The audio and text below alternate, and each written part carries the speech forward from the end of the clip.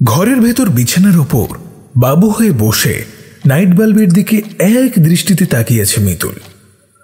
আধো অন্ধকারে মুখটা পরিষ্কার করে বোঝা যাচ্ছে না, কিন্তু যদি আলো জ্বলত তাহলে দেখা যেত মুহূর্তে মুহূর্তে তার মুখের রেখার পরিবর্তন ঘটছে। অবিন্যস্ত ভাবনার ঢেউ তার মনের ভেতরে এখন আকুলি বিকুলি কাটছে।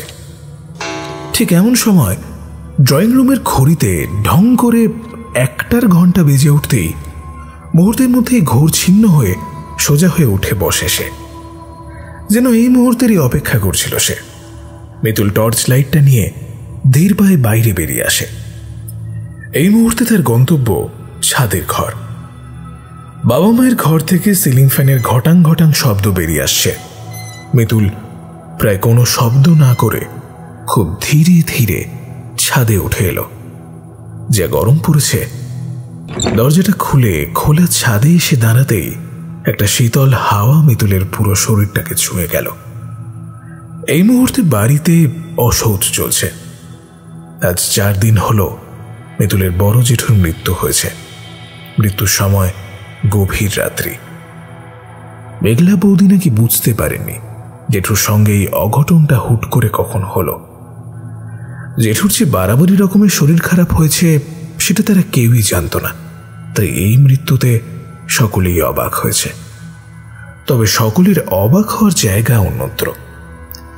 মিতুল বিগত কয়েকদিন নিজের জেঠুকে যা দেখেছিল সেখানে জেঠুর মৃতদেহ দেখে তো চেনার উপায় ছিল না। ভদ্রলোক রুগ্ন বিছানা শয্যায় ছিলেন এ কথাটা সত্য, কিন্তু এইরকম শুকনো চিবড়ে হয়ে গেলেনি বা কখন, তা বাকিদের সত্যিই বোঝার বাইরে ছিল। আর শুধু তাই নয়, তার হাত পা অস্বাভাবিক রকমের বেঁকে গিয়েছিল। মিতুলের বাবা এই মৃত্যুতে একেবারেই মুষড়ে পড়েছেন, আর সেটাই স্বাভাবিক। সম্পত্তি নিয়ে যতই দুই ভাইয়ের সম্পর্কে শীতলতা আসুক না কেন, মায়ের পেটের বড় দাদা বলে কথা। অসুস্থ থাকতে থাকতেই এমন হুট করে মৃত্যুটা বাকিদের পক্ষে মানাটা ভীষণ চাপের। কিন্তু মিতুলের চোখে এটাই যেন স্বাভাবিক। সে যেন কোথাও গিয়ে নিশ্চিত ছিল যে এরকমই কিছু ঘটনা ঘটতে চলেছে, আর হলো তাই। বাড়িতে সেদিনের পর যা যা ঘটছে বা বড় তরফের যা যা পরিবর্তন হয়েছে তার পেছনে যে মহিলারই হাত রয়েছে মিতুল তা বুঝে গিয়েছে। সেদিন ওর দেওয়া কচু বাটা ছুঁড়ে ফেলে দিয়েছিল মিতুল। আহেলি প্রশ্ন করেছিল বটে, তবে মিতুল কোনো উত্তর দেয়নি।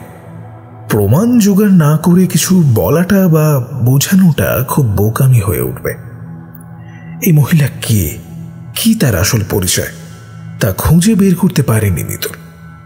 সেই আয়া সেন্টারে তারপরেও একাধিকবার ফোন করেছে, কিন্তু উল্টো দিক থেকে কোনো উত্তরই পায়নি। ফোন বেজে গিয়েছে প্রত্যেকবার অচিরেই। আর ভাটপাড়ার যে জায়গায় মহিলার বাড়ির ঠিকানা দিয়েছিল সেখানে সতীর্থকে পাঠিয়ে মিতুল জানতে পেরেছে ওই নামের কেউ নাকি ওখানে কোনোদিন থাকেনি। সতীর্থই জানিয়েছে টাকা দিয়ে এমন জাল ভোটার কার্ড নাকি অনেক বানানো যায়। এরই মধ্যে অবিনাশবাবুর মৃত্যুর খবর মিতুলকে যেন আরও নাড়িয়ে দিয়েছে। ভদ্রলোককে নাকি নিজের ঘরে জ্বলন্ত অবস্থায় পাওয়া গিয়েছে, কিন্তু এই আত্মহত্যার কোনো কারণই মিতুল খুঁজে পায়নি। অবিনাশ কাকু যদি আত্মহত্যাই করবেন তাহলে তাদের ওই দিনক্ষণ নির্ধারণের কথা বলবেনই বা কেন, আর কলকাতার কোনো তন্ত্র বিশেষজ্ঞের ব্যাপারে জানাবেনই বা কেন? না, এই অঙ্কটাও মেলেনি মিতুলের নজরে। বারবার মিতুলের সন্দেহের তীর ঘুরছে ওই হিমাচন্দ্রের চারদিকেই। এর পিছনে ওই মহিলার হাত থাকতেই পারে, কিন্তু মিতুলের ভয় বিগত 2 দিন ধরে অন্য জায়গায়। ওই মহিলা বারবার এ তরফে আসছে, কিছু জিনিস দেওয়ার আশিলায় হোক বা কিছু চেয়ে নেওয়ার। এসে ঝিনটিকে কোলে নিয়ে আদর করছে, চকলেট দিচ্ছে। মিতুল কত আটকাবে জিনিসটাকে? কাউকেই তো বোঝাতে পারছে না তার ভয়ের কথা।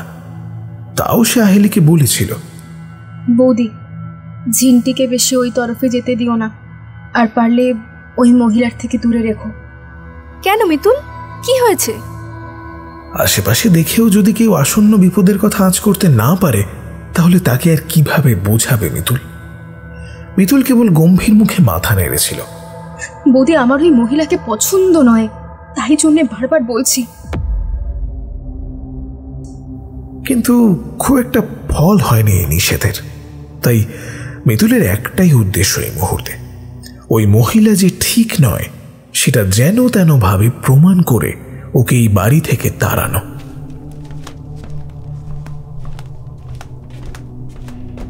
ঠিক এমন সময় মিতুলের পেছন পেছন আরেকটি ছায়া উঠে এলো ছাদের উপরে।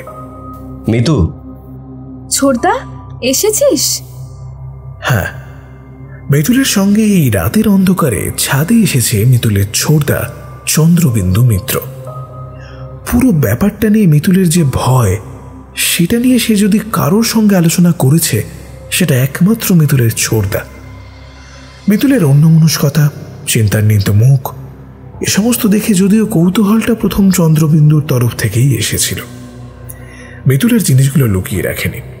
সবটা শুনে চন্দ্রবিন্দু নিজেও যথেষ্ট ভয় পায়, কিন্তু তার নিজেরও জিনিসগুলো বিশ্বাস করতে অসুবিধাই হচ্ছিল। বড়রা যাই করে থাক, কিন্তু রিন্টিকে তারা যথেষ্ট ভালোবাসে, এমনকি মেঘলা বৌদিকেও। তাঁদের পরিবারে বিপদ এলে বুক চিতিয়ে তারা জিনিসটাকে আগলাবে, কিন্তু এত বড় অভিযোগের প্রমাণ কোথায়? সেই প্রমাণ জোগাড়ের উদ্দেশ্য নিয়েই দুই ভাই বোনের এই ছাদে আগমন। মিতু, তুই এখনো নিশ্চিত তো যা করতে চলেছিস? তা কিন্তু একটু ভেবে চিন্তে করিস। বিশ্বাস কর ছোটদা, ওই মহিলা ভালো নয়, এই ব্যাপারে আমি একদম নিশ্চিত। আমি এরকম নিশ্চিত আগে কোনো ব্যাপারে হইনি। আজ আমার মন বলছে ছোটদা, আজকে আমরা এমন কিছু একটা দেখব যা দেখার জন্য আমরা কেউই প্রস্তুত নই। তুই যদি সত্যি বলে থাকিস আর সেটা যদি আজকে প্রমাণ হয়, তাহলে ওই মহিলাকে আমি নিজে ঘাড় ধরে বাড়ির বাইরে বার করব। মৃতুল ঘাড় নেড়ে প্রায় টর্চ না জ্বালিয়ে এগিয়ে যায় বড় তরফের সিঁড়ি ঘরের দিকে, পেছন পেছন চন্দ্রবিন্দু। অন্যদিন সিঁড়ি ঘরের দরজাটা ভেতর থেকেই বন্ধ থাকে, কিন্তু আজ হালকা টানতেই খুলে এলো সেই কাঠের দরজা। অবশ্যই খুলে যাওয়ারও কারণ রয়েছে। দুপুরে যখন সকলেই প্রায় ঘুমাচ্ছিল, মিতুল একবার চুপি চুপি এদিকে এসেছিল।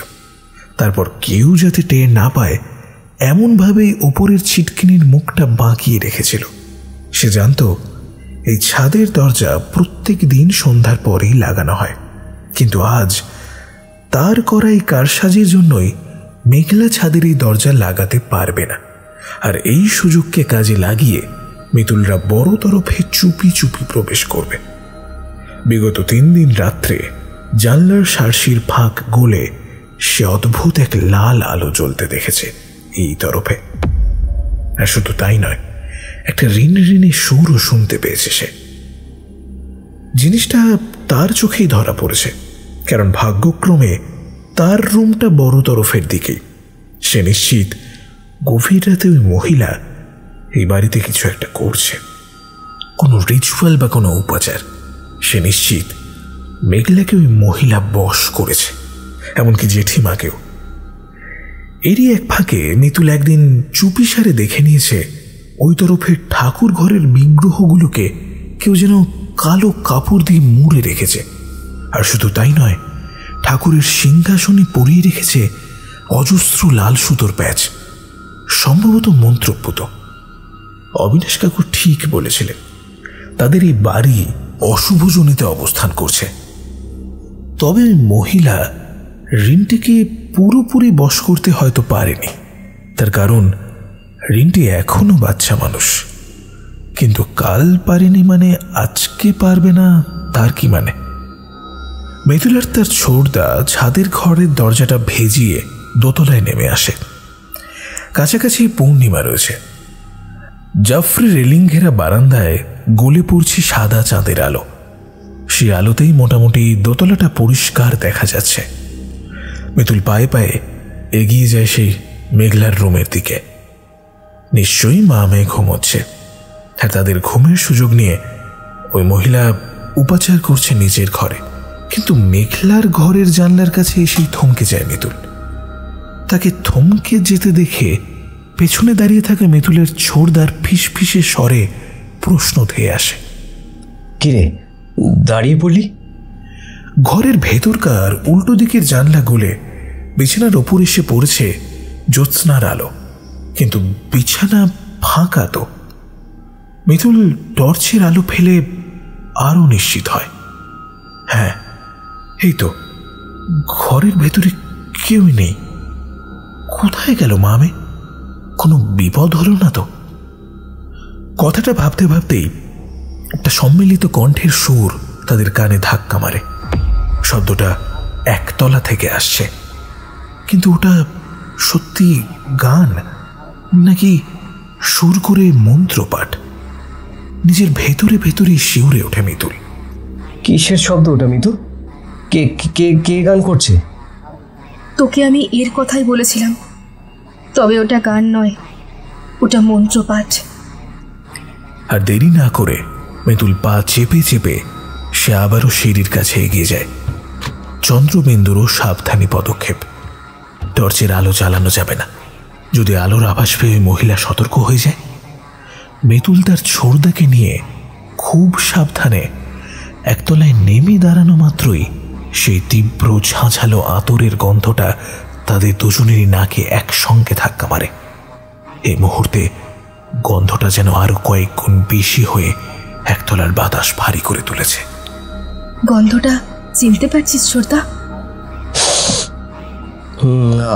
আতরের গন্ধ, ওই মহিলা মাখে। এই মুহূর্তে একতলার সবকটি আলো নিভিয়ে রাখা হয়েছে। তারপরেও একখানা লাল আলোর হালকা রেখা দেখা যাচ্ছে একদম ধারের ঘর বরাবর। শব্দটাও ওই ঘর থেকেই আসছে। শব্দটা নিরবিচ্ছিন্ন নয়, খানিকটা থেমে থেমে আসছে। একটা লয়ে কতগুলো নির্দিষ্ট শব্দ পাঠ করলে যেমন শুনতে লাগবে ঠিক তেমনই, কিন্তু কাদের কণ্ঠ এগুলো কিছুই চেনা যাচ্ছে না। সবগুলো কণ্ঠই কেমন যেন কফ জড়ানো ঘর ঘরে স্বর। মিতুল খুব সতর্ক ভঙ্গিতে দরজার ফাঁকে চোখ রাখল। দরজার উল্টো দিকে একটা সরু করিডোর।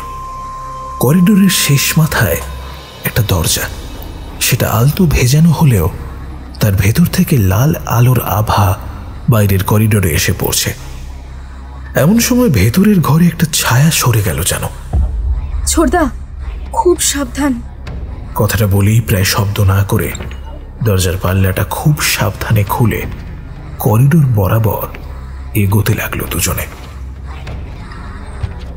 দুই ভাই বোনে যত সামনের দিকে এগোতে লাগলো ততই সেই মন্ত্রের জোর বাড়তে লাগলো। একই সঙ্গে বাড়তে লাগলো আতরের গন্ধের উগ্রতা। চন্দ্রবিন্দুর কপালের ভাঁজ ক্রমশ গাঢ় হচ্ছে। তার মানে মিতু ঠিক বলেছিল। ইস, এখন আফসোস হচ্ছে তার। হাতে একটা লাঠি গোছের কিছু আনলে ভালো হতো। মিতুল নিজেকে প্রায় অন্ধকারে মিশিয়ে রেখেছে, কিন্তু এখন তো আর লুকোছাপা নয়।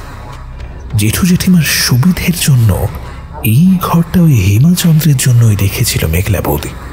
আর এখন ওই ঘরে কি হচ্ছে? মিতুলের দেরি না করে ঘরের আধখোলা পাল্লাটাকে আরেকটু ফাঁকা করতে ভেতরের দৃশ্যটা ওদের চোখের সামনে ফুটে উঠল।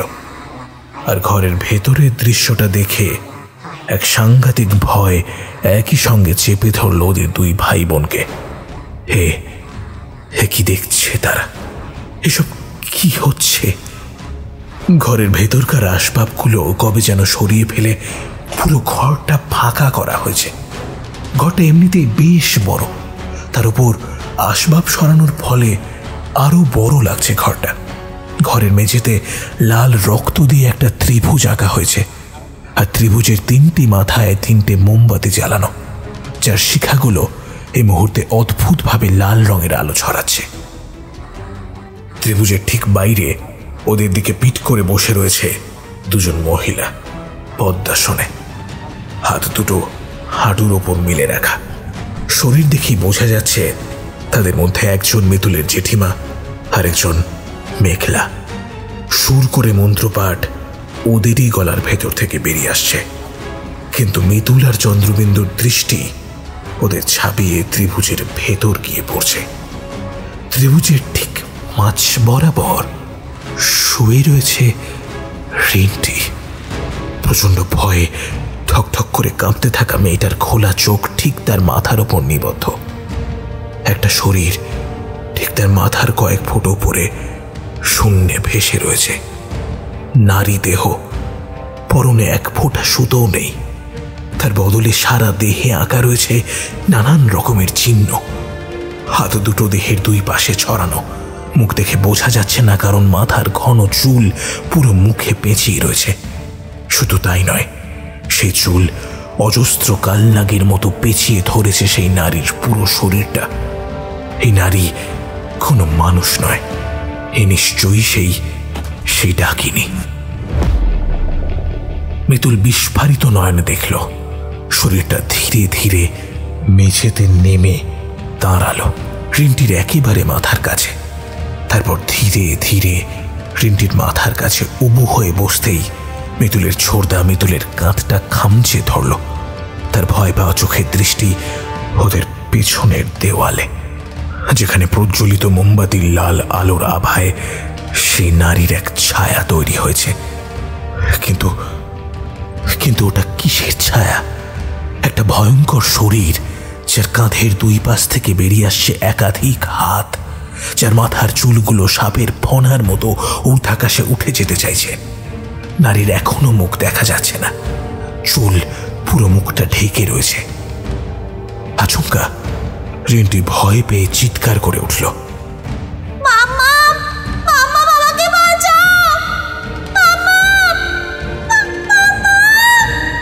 ভয় পাওয়া রিন্টির মুখের কথাটা মাঝপথেই আটকে গিয়েছে, কারণ সেই ভয়ঙ্করীর চুল আষ্টে পৃষ্ঠে পেঁচিয়ে ধরেছে বাচ্চা মেয়েটার মুখখানা। দম না নিতে পেরে দম বন্ধ হয়ে ছটফট করছে রিন্টির দেহ। শরীরটা দুমড়ে মুচড়ে পাকিয়ে যাচ্ছে মেঝের ওপর, কিন্তু সেই মুখের বাঁধন কিছুতেই সরছে না। ওদিকে একটু একটু করে সেই নারীর দেহের রং বদলে যেতে শুরু করেছে টকটকে লাল রঙে, যেন রিন্টির দেহ থেকে সেই ভয়ঙ্করী রক্ত শুষে রক্তবর্ণা হয়ে উঠছে। মুহূর্তের মধ্যেই পাশে রাখা একটা জিনিস তুলে ধরল সেই ভয়ঙ্করী। লাল কার জড়ানো একটা হাত তিনেকের বল্লম। বল্লমের তীক্ষ্ণ ফলা রিন্টির গলার কাছে তাক করা। কি করবে এই বল্লম দিয়ে? রিন্টিকে মেরে ফেলবে নাকি? না। আচমকা দরাম করে একটা শব্দ, আর মুহূর্তের মধ্যেই পাল্লাটা খুলে ঘরের মধ্যে হুড়মুড় করে ঢুকে এলো চন্দ্রবিন্দু। মিতুল আঁতকে ওঠে। সর্বনাশ! এটা কি করে বসলো ছোড়দা? কি হচ্ছেটা কি এসব? চন্দ্রবিন্দুর গম্ভীর কণ্ঠস্বর ঘরের ভেতর আছড়ে পড়া মাত্রই টান টান করে সোজা হয়ে উঠে দাঁড়ালো সেই ভয়ঙ্করী। এই মুহূর্তে তার লাল টকটকে শরীরটা যেন আরো লম্বা হয়ে গিয়েছে। দেখে মনে হচ্ছে মাথাটা যেন উঁচু হয়ে ছাদে ঠেকে যাবে। জিনিসটা উঠে দাঁড়ানো মাত্রই মাথার চুলগুলো রিন্টিকে ছেড়ে ফনার মতো মাথার ওপরের দিকে উঠতে লাগলো। কাঁধের দুই পাশ থেকে বেরিয়ে এলো আরো অনেকগুলো হাত, কিন্তু ততক্ষণে মোমবাতির আলোয় ভয়ঙ্করের মুখটা দেখতে পেয়েছে মিতুল। হ্যাঁ, তার সন্দেহই ঠিক, হিমাচন্দ্র। কিন্তু কোন হিমাকে দেখছে সে? তার মুখটা লম্বা হয়ে সুচালো থুতনিটা যেন বুকে ঠেকে যাবে। টিকালো নাকের মাথাটা আরো টিকালো হয়ে ঠোঁট পর্যন্ত বেঁকে নেমে এসেছে। আর চোখ, সারা মুখে কতগুলো চোখ। চোখের ওপরে কপালে আরো দুজোড়া চোখ তার। শুধু তাই নয়, চোখের ঠিক নিচে গালের ওপরেও রয়েছে আরো দুই জোড়া চোখ।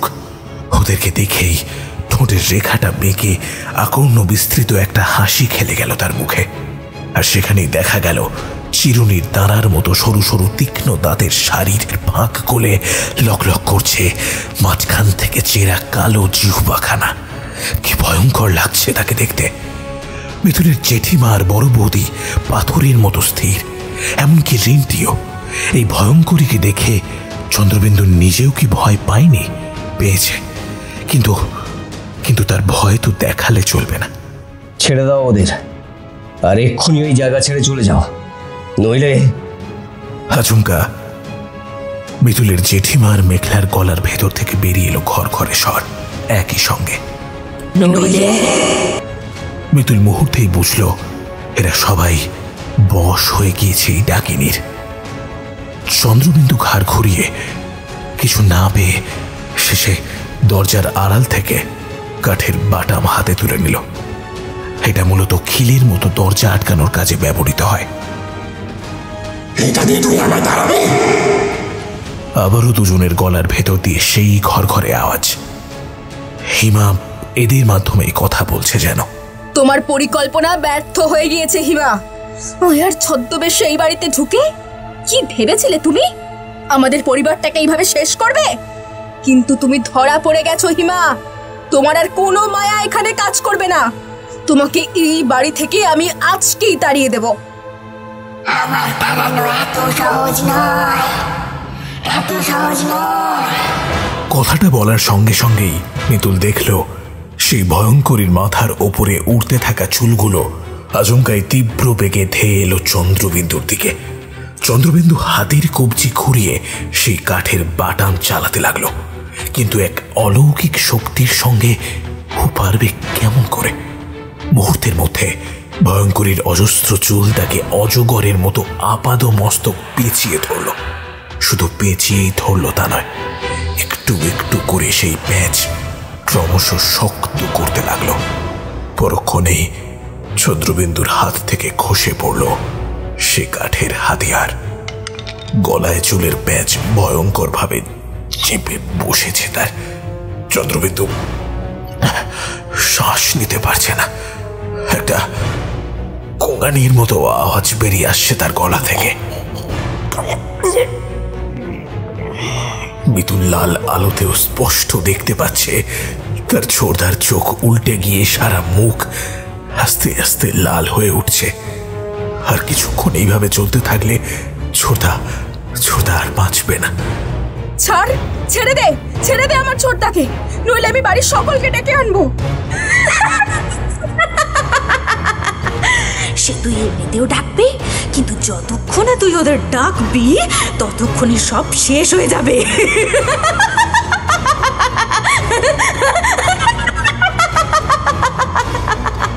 কথা বলতে বলতেই প্রায় শূন্যে ভেসে চন্দ্রবিন্দুর কাছে এগিয়ে এলো সেই ডাকিনী।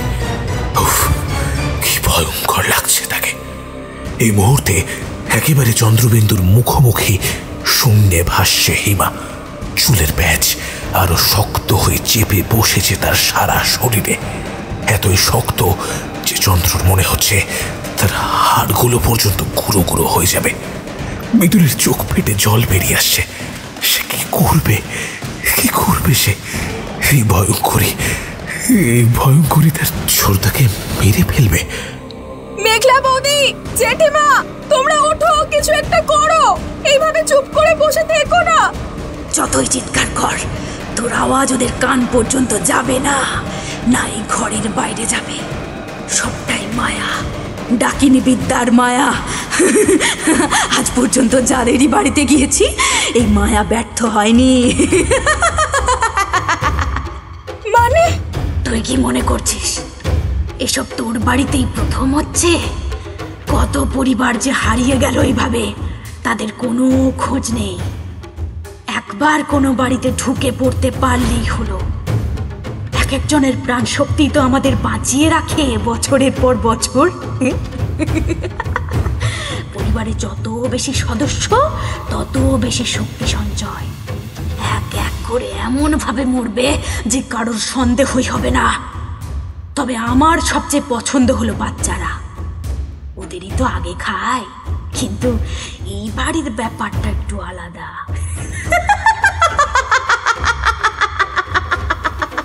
মিতুলের মাথা কাজ করছে না। কি করবে সে এখন? কি করে বাঁচাবে এই ছোড়দাকে? কি করে বাঁচাবে নিজের পরিবারকে? কিছু একটা নেই হাতের কাছে, কিছুই কি নেই। ঠিক এমন সময় পায়ের কাছে কি যেন একটা এসে ঠেকতেই চমকে উঠল মিতুল।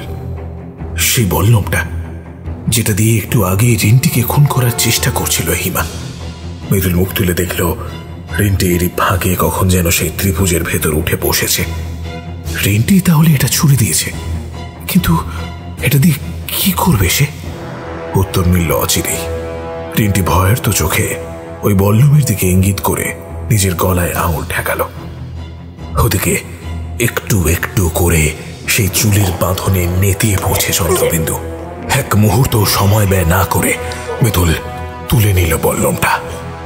আর তখনই সে ডাকিনী ঘাড়টা সম্পূর্ণ ঘুরিয়ে মিতুলের দিকে মুখ ফেরাতেই শরীরের সমস্ত শক্তি জড়ো করে মিতুল সেই বল্লমটা গেঁথে দিল সেই ভয়ঙ্করীর গলা বরাবর। আর তারপরেই যা হলো তা ভাষায় প্রকাশ করা যায় না। ঘরের ভেতর যেন একটা ঝড় উঠল, এক অপার্থিব আর্তনাদ বেরিয়ে এলো মেঘলা আর মিতুলের জেঠিমার গলার ভেতর থেকে।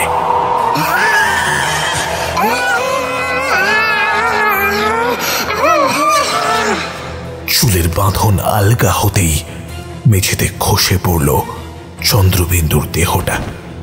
মেঝেতে পড়তেই ভয়ঙ্কর ভাবে কাঁচতে শুরু করেছে।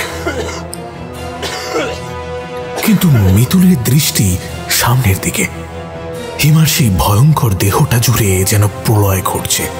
দুমড়ে মুচড়ে ছোট বড় হয়ে যাচ্ছে পুরো শরীরটা, সে সঙ্গে এক প্রবল তীব্র ঝাঁকুনি। কিন্তু মিতুল বল্লমটা ছাড়বে না। সেই ক্ষত জায়গাটা থেকে গলগল করে বেরিয়ে আসছে এক লাল ধোঁয়া। মুহূর্তের মধ্যে ঘিরে ধরল হিমার দেহটা। মাথার চুল, কাঁধের পাশ থেকে হাতগুলো একটা একটা করে খসে পড়তে লাগলো মেঝেতে। ওদিকে ভয়ঙ্কর ভাবে কাঁপছে মোমবাতির লাল শিখাগুলো।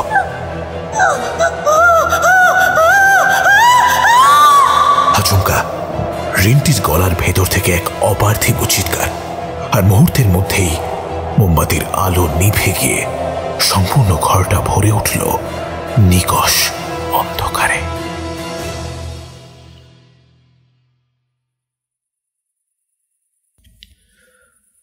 মিতুল মাঝে মধ্যে জিনিসটার দিকে আর চোখে তাকাচ্ছে। রক্তে ভেজা লাল শালুতে মোড়া জিনিসটা ঘাস জমির ওপর পড়ে আছে। একটু দূরেই ঝপঝপ করে মাটি কোপানো হচ্ছে। মিতুলের দুই দাদা কোদাল চালিয়ে একটা 2 ফুট বাই 3 ফুটের গর্ত খুঁড়ছে। এমন সময় আহেলি ভাড়ার ঘর থেকে একটা চটের বস্তা এনে এক পাশে নামিয়ে রাখলো। অনেক খুঁজে অবশেষে পেলাম। দেখো দেখো তো এতে কাজ হয় কিনা। আচমকা এক পাশে দাঁড়িয়ে থাকা প্রতিভা দেবী ঠোঁটে আঙুল দিয়ে চাপা স্বরে বলে উঠলেন, আস্তে কথা বলো বৌমা, লোকে শুনতে পাবে। সময় এই মুহূর্তে রাত্রি 2:30। গোটা ঘর এই মুহূর্তে গাঢ় অন্ধকারে ঢাকা। আলো বলতে বাড়ির পেছনের দিকে মিতুলদের যে যৌথ উঠোন রয়েছে সেখানেই একটা মাত্র হ্যারিকেন জ্বলছে। এদিকটা বহুদিন ধরেই অপরিষ্কার পড়ে রয়েছে। ইট পাতা হয়েছিল এক সময়, এখন সেসবের কোনো অস্তিত্ব নেই, শুধুই মাটি আর মাটি। তাই কোদাল চালাতে খুব একটা অসুবিধা হচ্ছে না চন্দ্রবিন্দুদের। কিন্তু গরমের সময় থেকে থেকেই দাঁড়িয়ে পড়ছে তারা, ঘামে স্নান করে যাচ্ছে দুজনে। বাড়ির সকলেই এই মুহূর্তে এখানে উপস্থিত নয় বলতে এই বাড়ির দুজন। একজন মিতুলের বড় জেঠিমা, এই ঘটনার পর প্রচন্ড শরীর খারাপ হতে তিনি শুয়ে রয়েছেন। আরেকজন হলো ছিন্টি, যেই মুহূর্তে ঘুমিয়ে কাদা। মেঘলা রেন্টিও রয়েছে এক পাশে দাঁড়িয়ে। মিতুল আর চোখে দেখল দুজনের মুখই থমথম করছে। এমন সময় মিতুলের বাবা চাপা স্বরে নির্দেশ দিলেন, থেমে যাও, হয়েছে, উঠে এসে জিনিসটাকে চটের থলেতে ভরে নাও। মিতুলের দাদারা কোদাল ফেলে গর্তের ভেতর থেকে উঠে এলো। কিন্তু কিসের একটা অস্বস্তি যেন দুজনের মধ্যেই দেখা যাচ্ছে। অস্বস্তি নাকি ভয়? মিতুল একটা জোরে শ্বাস নিয়ে উঠে এলো। তারপর নিজেই বস্তাটা তুলে রক্তে ভেজা লাল শালুটা টান মেরে খুলতেই আবারও সেই বিশ্রী গন্ধটা ছড়িয়ে পড়ল বাতাসে। একটা মাংসের দলা, রক্ত আর রসে ভিজে রয়েছে মাটির ওপর। হাত পা মুখ কিছুই আলাদা করা যাচ্ছে না। শুধু তাই নয়, পুরো মাংসপিণ্ড জুড়ে পৃষ্ঠে পৃষ্ঠে বিছিয়ে রয়েছে রক্ত আর রসে ভিজে যাওয়া হিমার চুল। মনে হচ্ছে কেউ যেন প্রচন্ড চাপ প্রয়োগ করে হিমাচন্দ্রের পুরো শরীরটা একটা মাংসপিণ্ডে পরিণত করেছে, আর এই মাংসপিণ্ড থেকে ছড়িয়ে পড়েছে সেই উগ্র পচা দুর্গন্ধ। নাকের মধ্যে গেলেই বমির ভাব উঠে আসছে পেটের ভেতর থেকে। এই হলো হিমার শরীরের আসল গন্ধ, যে গন্ধকে ঢেকে রাখার জন্যই হিমা ওই আতরের উগ্র গন্ধ ব্যবহার করত। এই জিনিসটাকে লাল শালুতে মুড়ে চটের বস্তার ভেতর ঢুকিয়ে মাটির ভেতর চাপা দেবে ওরা। কথাটা ভাবতে ভাবতেই একটু আগের একটা দৃশ্য সিনেমার মতো তার চোখের সামনে ফুটে উঠল। ঘরের মেঝে দিয়ে ধপ করে পড়ে রয়েছে মিতুল। সারা শরীরে রক্তের ছোপ তার। কিছু দূরেই মেঝের ওপর পড়ে রয়েছে মাংসের দলা। হিমার পুরো শরীরটা কুঁকড়ে গিয়েছে মুহূর্তেই। ঘরের বাতাসে একটু আগেই ছড়িয়ে পড়া আতরের উগ্র গন্ধকে ঢেকে দিচ্ছে এক বমি উদ্রেককারী পচা দুর্গন্ধ। ঘরের ভেতরে আলো জ্বালানো হয়েছে ইতিমধ্যেই। মেঝেতে অচেতন হয়ে পড়ে রয়েছে মেঘলা আর তার শাশুড়ি, আর দূরে দাঁড়িয়ে ঠক ঠক করে কাঁপছে রিন্টি। মিতুলের এখন মাথার ভেতরটা বোঁ করে ঘুরছে। একটু আগেই ঝড়ের গতিতে যা যা হলো তার বেশি কিছুই যেন এখনো তার মাথার ভেতর ঢুকছে না। তবে সেইটুকু বুঝতে পেরেছে সে একজনকে খুন করেছে। ঠিক এমন সময় হুড়মুড় করে ঘরের ভেতরে একসঙ্গে বেশ কিছু মানুষ ঢুকে আসে। চমকে ওঠে মিতুল। দেখতে পায় দরজার মুখেই ছোটদার পেছন বরাবর দাঁড়িয়ে রয়েছে বড়দা, মা আর বড় বৌদি। প্রত্যেকের মুখই বিস্ময়ে, ভয়ে, আতঙ্কে সাদা হয়ে গিয়েছে। আহিলি ছুটে এসে মিতুলকে জড়িয়ে ধরতেই মিতুল আর নিজেকে সামনে রাখতে পারল না। হাউমাউ করে কান্নায় ভেঙে পড়ল মেয়েটা।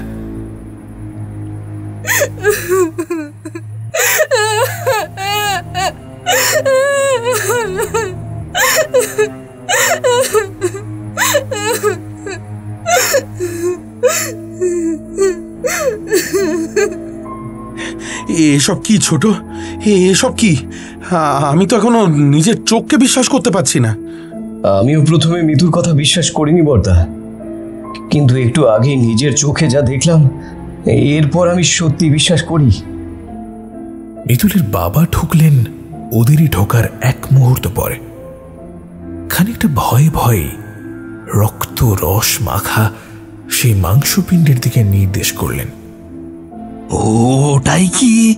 হ্যাঁ বাবা, ওই সেই মহিলা। একটু আগে যা ভয়ঙ্কর রূপ ধরেছিল মহিলা, মিতু না থাকলে আমি বাঁচতাম না। ঠিক এমন সময় জ্ঞান ফিরতেই তরাক করে উঠে বসলেন মেঘলা।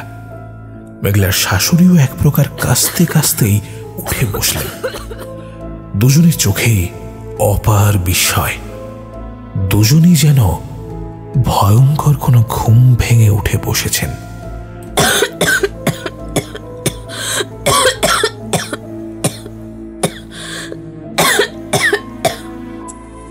কি হয়েছে এখানে? মেঘলার প্রশ্ন শুনে ছোট তরফের সকলেই একে অপরের মুখের দিকে তাকালো। তোমার কি সত্যি মনে নেই এখানে কি ঘটেছিল? হ্যাঁ, না, আমার সত্যি কিছু মনে নেই।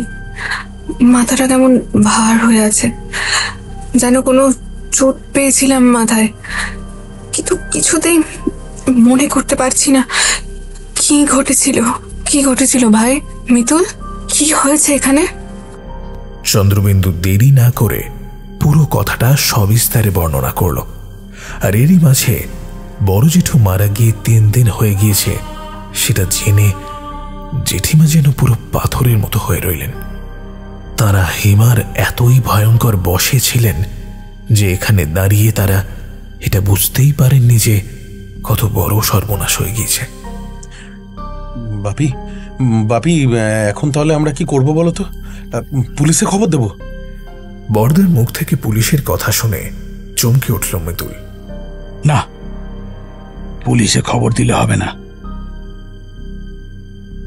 এটা যে ওই মহিলার মৃতদেহ সেটা ময়না তদন্ত করলেই বোঝা যাবে, কিন্তু ওই মহিলাই যে একজন ডাকিনী সেটা প্রমাণ করবি কি করে? কি করেই বা প্রমাণ করবি যে ছোটকে বাঁচাতে গিয়ে মিতু এই কাজ করেছে? মিতুকে পুলিশ খুনের অভিযোগে গ্রেপ্তার করবে, ওর হাজত হয়ে যাবে। তাহলে উপায়? কয়েক মুহূর্ত সেই গলে যাওয়া মাংসপিণ্ডের দিকে তাকিয়ে কি যেন ভাবলেন মিতুলের বাবা। আচ্ছা, মিতু সেই আয়া সেন্টারে যোগাযোগ করেছিল না, অথচ তারা ফোন ধরেনি। আমার মনে হয় এই মহিলাই ছিল ফোনের উল্টো দিকে। ঠিক আছে, অসুবিধা নেই। আমাদের বাড়িতে এই মহিলা কাজে এসেছিলেন, কাজ করেছিলেন, কিন্তু একদিন তিনি কাজ ছেড়ে চলে যান। তারপর থেকে আমরা কেউই জানি না তার ব্যাপারে। কোথায় গিয়েছে তা আমরা কেউই জানি না, কেন গিয়েছে তাও আমরা জানি না। যদি কেউ জিজ্ঞাসা করে তাহলে এটাই বলবো, সকলেই একই বয়ান বলবো, বুঝেছিস? বিশেষ করে বৌদি আর মেঘলা, পাড়ার মানুষেরা মহিলাকে দেখেছেন। তা না হলে আমি বলতাম এই নামের কেউই আমাদের বাড়িতে কখনো আসেনি। আজকের পর থেকে কেউই আর এ বিষয়ে কোনো আলোচনা করবি না। আর ওইটাকে নিয়ে কি করব? প্রতিভা দেবীর কথায় মিতুলের বাবা কয়েক মুহূর্ত চুপ করে রইলেন। সকলেরই চোখের দৃষ্টি এ মুহূর্তে হিমাচন্দ্রের সেই দেহাবশেষের দিকে। পরশু থেকে পেছনের উঠোনে কাজ শুরু হওয়ার কথা। পেছনের উঠোনটা আমাদের যৌথ জায়গাটিতে ইট বিছিয়ে সিমেন্টের ঢালাই হবে, কেমন? আজ রাতেই আমাদের এই মহিলার যা যা কিছু অবশিষ্ট এই বাড়িতে রয়েছে তা সব কিছু নিয়ে ওই পেছনের জায়গায় পুঁতে ফেলতে হবে, যাতে ঢালাই হওয়ার পর এই মহিলার আর কোনো নিদর্শন পড়ে না থাকে।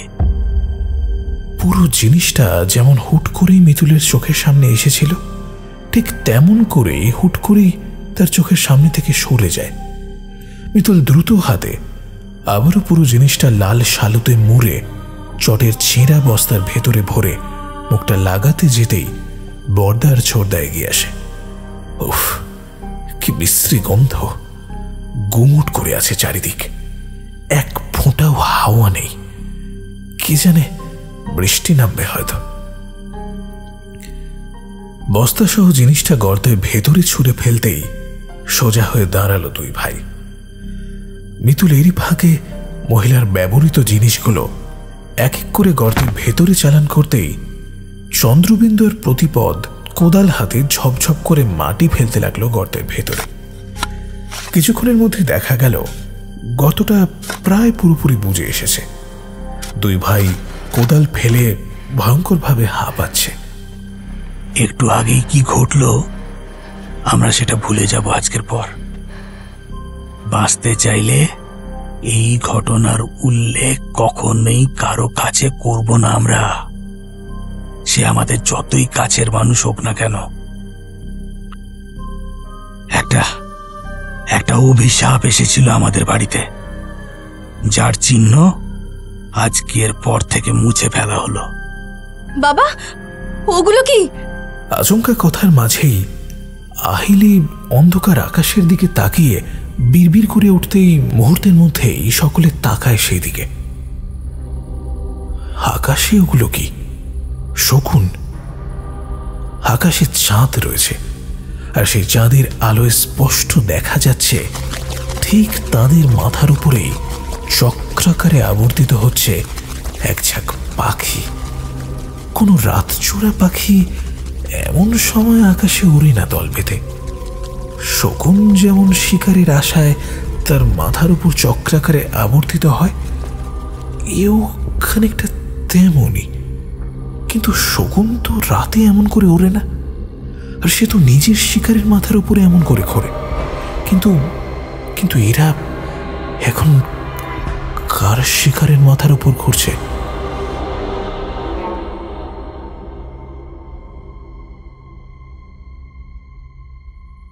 আচমকাই ঘুমটা ভেঙে গেল আহিলির।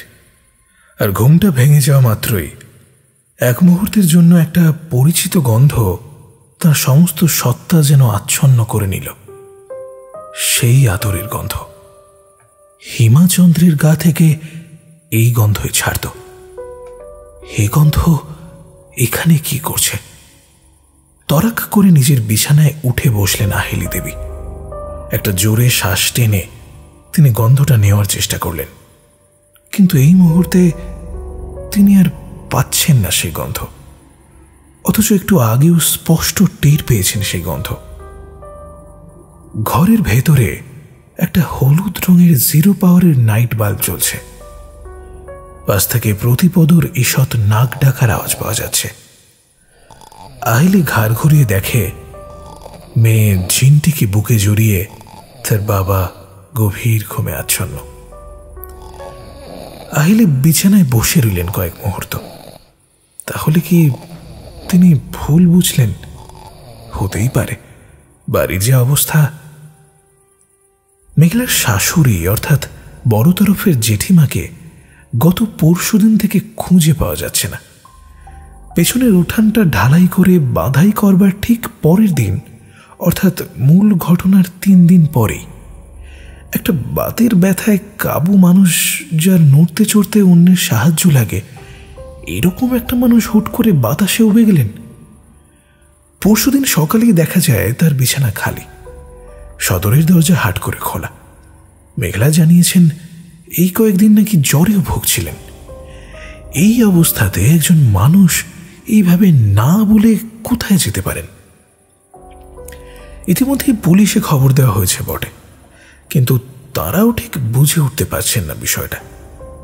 তবে অনেকেরই অনুমান স্বামীর মৃত্যুর শোক ভুলতে পারেননি বৃদ্ধা, তাই হয়তো বাড়ি ছেড়েছেন। ছোট দেওরকে মেঘলা খবর দেননি। শ্বশুরের মৃত্যুর পরেও যে ছেলে একবারও বাড়ি আসতে পারা দূরের কথা, একটা কলও করতে পারল না, তাকে এই বিষয়ে জানিয়ে কি হবে? আহিলি মশারি তুলে বিছানার বাইরে বেরিয়ে এলো। বাইরেটা গুমোট হয়ে রয়েছে। মাথার দিকে জানলাটা খোলা রয়েছে। কে জানে বৃষ্টি হবে কিনা। টেবিলের উপরে রাখা জলের জগটা তুলতেই তার খেয়াল পড়ল আজকে বিছানায় আসার সময় জলটা আনতে ভুলে গিয়েছেন তিনি। ধুস, এখন আবার সেই নিচের তলায় রান্নাঘরে যাওয়া।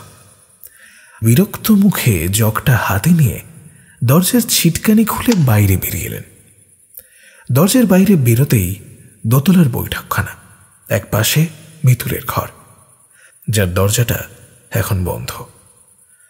আহিলি বৈঠকখানার বাইরে বেরিয়ে এসেই দোতলার চওড়া বারান্দায় এসে দাঁড়ালো। আর দাঁড়ানো মাত্রই এক মুহূর্তের জন্য তার মনে হলো কেউ বুঝি তার বুকটা এক মুহূর্তের জন্য খালি করে দিয়েছে। বারান্দা জুড়ে চাঁদের আলো খেলা করলেও বারান্দার শেষ মাথায়, যেখানে একতলার সিঁড়িটা নেমে গিয়েছে, ওই জায়গাতেই কেমন যেন অন্ধকার জমাট বেঁধে। আর ঠিক সেখানেই যেন আহিলি কাউকে দাঁড়িয়ে থাকতে দেখল। ওই অন্ধকারের থেকেও অন্ধকার এক লম্বা ছায়া, ঠিক যেন কোনো নারী মূর্তি দাঁড়িয়ে সামনের দিকে ঈষৎ ঝুঁকে। কিন্তু পুরো ব্যাপারটাই কয়েক মুহূর্তের জন্য। আহিলি চোখ কচলে ভালো করে যখন দেখার চেষ্টা করলো, তখন আর কিছুই দেখতে পেল না। আহিলি হাত বাড়িয়ে বারান্দার আলোর সুইচটা জ্বালতেই বাতাসে খুট করে একটা শব্দ হলো, কিন্তু কোনো আলো জ্বলল না। এ কি, লোডশেডিং নাকি? এখনই তো ঘরের ভেতর দেখে এলেন তিনি পাখা চলছে। তাড়াতাড়ি করতে হবে। গরমে ঘুম ভেঙে ঝিনটি যদি একবার টের পায় মা পাশে নেই, তাহলে রাতেই চিল চিৎকার করবে। অন্ধকারের মধ্যেই জগ হাতে সিঁড়ি দিয়ে আহিলি ধীরে ধীরে নিচের দিকে নেমে এলো। নিচের তলায় আহিলির শ্বশুর শাশুড়ি আর চন্দ্রের রুম। চন্দ্র এই মুহূর্তে বাড়িতে নেই, শ্বশুর বাড়ি গিয়েছে। কাল সকালে ফিরবে ছেলে আর বউকে নিয়ে। আহিলি দেবী দ্রুত হাতে রান্নাঘরের দিকে এগিয়ে গেল। কম বছর হলো না বিয়ে হয়ে সেই বাড়িতে এসছে, কাজেই এই বাড়িতে কোথায় কি রয়েছে তা মোটামুটি হাতের তালুর মতো তার জানা। কিন্তু তারপরেও আজকের এই ঘুটঘুটে অন্ধকারে একটা অদ্ভুত অস্বস্তি হচ্ছে। ড্রয়িং রুমটা পেরিয়ে রান্নাঘরের দরজাটা খুলতেই একটা ক্যাচ করে শব্দ ছড়িয়ে পড়ল বাতাসে। আহিলি দ্রুত হাতে ফিল্টারের কাছে এগিয়ে মোটামুটি আন্দাজ করে নলটা খুলে তার নিচে মগটা বসিয়ে দিল। অন্ধকারের মধ্যেই দাঁড়িয়ে অপেক্ষা করতে হবে কিছুক্ষণ। আহিলি দেবীর মনের মধ্যে নানান ভাবনা। কয়েকদিন আগেও এই ঘরের পরিস্থিতি অন্যরকম ছিল, আর এই মুহূর্তে সবাই যেন কেমন বদলে গিয়েছে। হাসি নেই, আনন্দ নেই, সব সময় একটা চাপা ভয়, আর ঘরের বাতাস কোমট করে রাখা এক চাপা অস্বস্তি। আচমকা একটা শব্দে আহিলির ভাবনা বিচ্ছিন্ন হল। বাইরে কিসের একটা আওয়াজ, ঠিক কেউ যেন পা টেনে টেনে চলেছে তাদের ড্রয়িং রুমের দিকে। শাশুড়ি উঠলেন নাকি? কিন্তু এরকম পা টেনে চলা তো ওনার নয়। এরকম পা টেনে টেনে ওই বাড়িতে একজনই চলতেন, মেঘলার শাশুড়ি অর্থাৎ বড় জেঠিমা। তিনি এখানে কিভাবে? অন্ধকারেই প্রায় দরজার কাছে এগিয়ে গেলেন আহিলি দেবী। সত্যি কি জেঠিমা? কিন্তু এটা কিভাবে সম্ভব? কথায় বলে অন্ধকারের নাকি নিজস্ব আলো থাকে। আহিলি দেখতে পাচ্ছে একটা কালো শরীর পা টেনে টেনে ড্রয়িং রুমের ভেতরেই হাঁটছে। কে কে ওখানে? জেঠিমা? না, কোনো উত্তর নেই, কিন্তু ছায়াটা ক্রমশ নড়ছে। জেঠিমা, আপনি? এবারেও অন্ধকারের ভেতর থেকে কোনো উত্তর নেই। কি করবে আহিলি এবার? বাকিদের ডাকবে, কিন্তু তার আগে যাচাই করে নিলে হতো না? কিন্তু আলো জ্বালিয়েও তো লাভ নেই, আলো তো জ্বলছে না কোথাও। তাহলে কথাটা ভাবতে ভাবতেই বিদ্যুতের মতো কিছু তার মাথায় ঝিলিক মারল। টেলিফোনের টেবিলে একটা টর্চ লাইট ছিল না? সঙ্গে সঙ্গে এগিয়ে টর্চের আলোটা জ্বালানো মাত্রই একটা সাদা আলো ছড়িয়ে পড়ল ঘরের ভেতর। কিন্তু এ কি? কেউ তো নেই।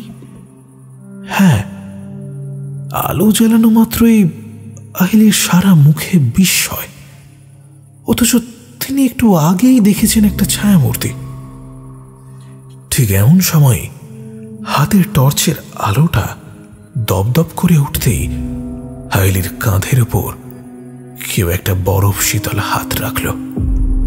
আতকে উঠে পেছন ফিরতে দেখা গেল মেঘলার শাশুড়ি দাঁড়িয়ে আছেন। জেঠিমা, জেঠিমা আপনি? দপদপে টর্চের আলোটা এই মুহূর্তে তার মুখের উপর পড়ে বৃদ্ধাকে আরো ভয়ঙ্কর দেখতে লাগছে। আপনি কোথায় গিয়েছিলেন জেঠিমা? আমরা আপনাকে কত খুঁজেছি। মহিলা কিছুই উত্তর না দিয়ে তাকিয়ে রইল অদ্ভুত ভাবে। আহিলি কি করবে কিছুই বুঝতে পারছে না। জেঠিমা, কি হলো? আপনি কিছু বলছেন না কেন? কোথায় গিয়েছিলেন আপনি? কিভাবে গিয়েছিলেন? কার সঙ্গে গিয়েছিলেন? দাঁড়ান, আমি বাকিদের ডাকছি। কথাটা শেষ হলো না, তার আগেই আহিলি থমকে যায়। সে স্পষ্ট দেখতে পাচ্ছে জেঠিমার চোখ জোড়া ধীরে ধীরে উল্টে গিয়ে সামনে এসে পড়েছে সাদা অংশটা। ঠোঁটের ওপর ঝুলছে এক অদ্ভুত শব্দহীন হাসি। আচমকা এক ঘর ঘরে স্বর বেরিয়ে এলো বৃদ্ধার গলার ভেতর থেকে। বলেছিলাম না, কোনো ব্যক্তিগত প্রশ্ন নয়। আর ঠিক তখনই বাতাস ভারী করে তুলল সেই তীব্র আতরের গন্ধ। ভয়ে আতঙ্কে আহিলি হাঁ হয়ে দাঁড়িয়ে রইল। জেঠিমার শরীরটা দুমড়ে মুচড়ে ধীরে ধীরে বদলে যাচ্ছে এক ভয়ঙ্কর নারীর শরীরে। টকটকে লাল রঙের শরীর, কাঁধের পাশ থেকে ঝুলতে থাকা লম্বা দুটো হাত, যার মাথায় 3-3টে তীক্ষ্ণ নখযুক্ত আঙুল। মাথা চুলগুলো মুখের সামনে ঝুলে এসেছে, যাতে করে মুখটা দেখা যাচ্ছে না। তার শরীরটা এই মুহূর্তে শূন্যে ভাসছে। আইলি ষষ্ঠ ইন্দ্রিয় বলছে এই মহিলাকে সে জানে, কিন্তু তার পরেও তার গলার ভেতর থেকে বেরিয়ে এলো একটা প্রশ্ন, কে কে তুমি? প্রশ্নটা করা মাত্রই সেই ভয়ঙ্করী নিজের 2 হাত দিয়ে মুখের সামনের চুলটা সরাতেই একটা চাপা আর্তনাদ বেরিয়ে এলো আহলির গলার ভেতর থেকে।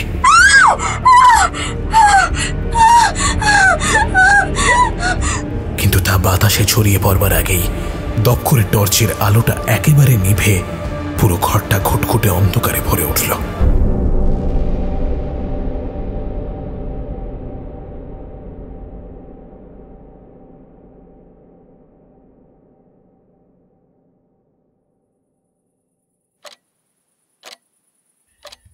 ঘরের ভেতর ঢুকেই মিতুল লক্ষ্য করল এক বছর 30-এর যুবক ড্রয়িং রুমের সোফায় বসে রয়েছেন। একপাশে বসে রয়েছেন মিতুলের বর্দা আর ছোড়দা। বর্দার কোল ঘেঁষে রয়েছে ঝিন্টি। মিতুলের ছোট বৌদি করবী তার ছোট ছেলেকে কোলে নিয়ে দাঁড়িয়ে রয়েছে। এই মুহূর্তে ওই ব্যক্তি ছাড়া সকলের মুখেই থমথমে। ঘড়িতে এই মুহূর্তে সন্ধে 6টা। সন্ধে প্রায় ঘনিয়ে এসেছে। যেটুকু দিনের আলো বাকি রয়েছে চরাচরের বুকে, সেটুকু নিভে যাবে কিছুক্ষণের মধ্যেই। মিতুল অবাক হয়ে যুবকটির মুখের দিকে তাকায়। বিগত কয়েকদিন এই বাড়িতে অনেক অনেক লোক এসেছে, বেশিরভাগই পুলিশ আর কিছু ফরেন্সিক থেকে। অবশ্য খবরের কাগজের লোকরাও যোগাযোগ করেছেন, কিন্তু তারা আগ্রহ দেখায়নি। 6 দিন আগে বড় বৌদি আহিলি নিখোঁজ হয়ে যায় এই বাড়ি থেকে। সকালে উঠে বড় বৌদির কোনো চিহ্ন মেলে না।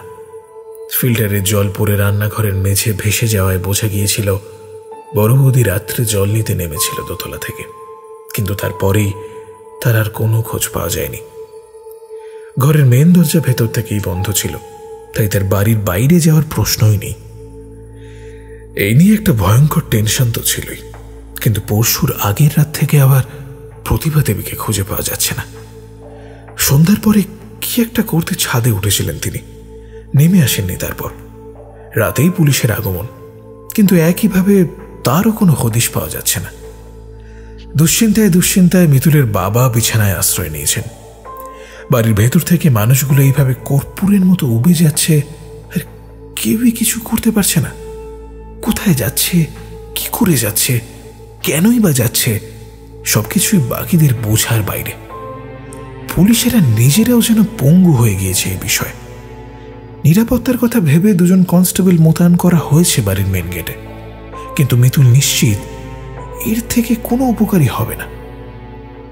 সারা বাড়ি জুড়ে সেদিনের পর থেকেই সে উগ্র আদরের গন্ধ পেয়ে যাচ্ছে, কিন্তু এই কথা কাউকে বোঝাতে পারছে না। হিমাচন্দ্রকে মেরে মাটিতে নিচে পুঁতে ফেলার পরে সে মনে করেছিল ওই ত্রাসের থেকে মুক্তি পেয়েছে তারা, কিন্তু এই যে একের পর এক মানুষ হারিয়ে যাচ্ছে তাদের বাড়ি থেকে, সেটা যে এমনি এমনি নয় তা সে বুঝতে পারছে। মিতুল, ইনি অবিনাশ কাকুর ব্যাপারে কথা বলতে এসেছেন। মিতুল তাকালো যুবকের দিকে। টি শার্টের আড়াল থেকে ফুঁড়ে বেরিয়ে আসছে যুবকের পেশিবহুল চেহারা। মাথায় উস্কো খুস্কো চুলের আস্তরণ, গালে ঘন চাপ দাড়ি।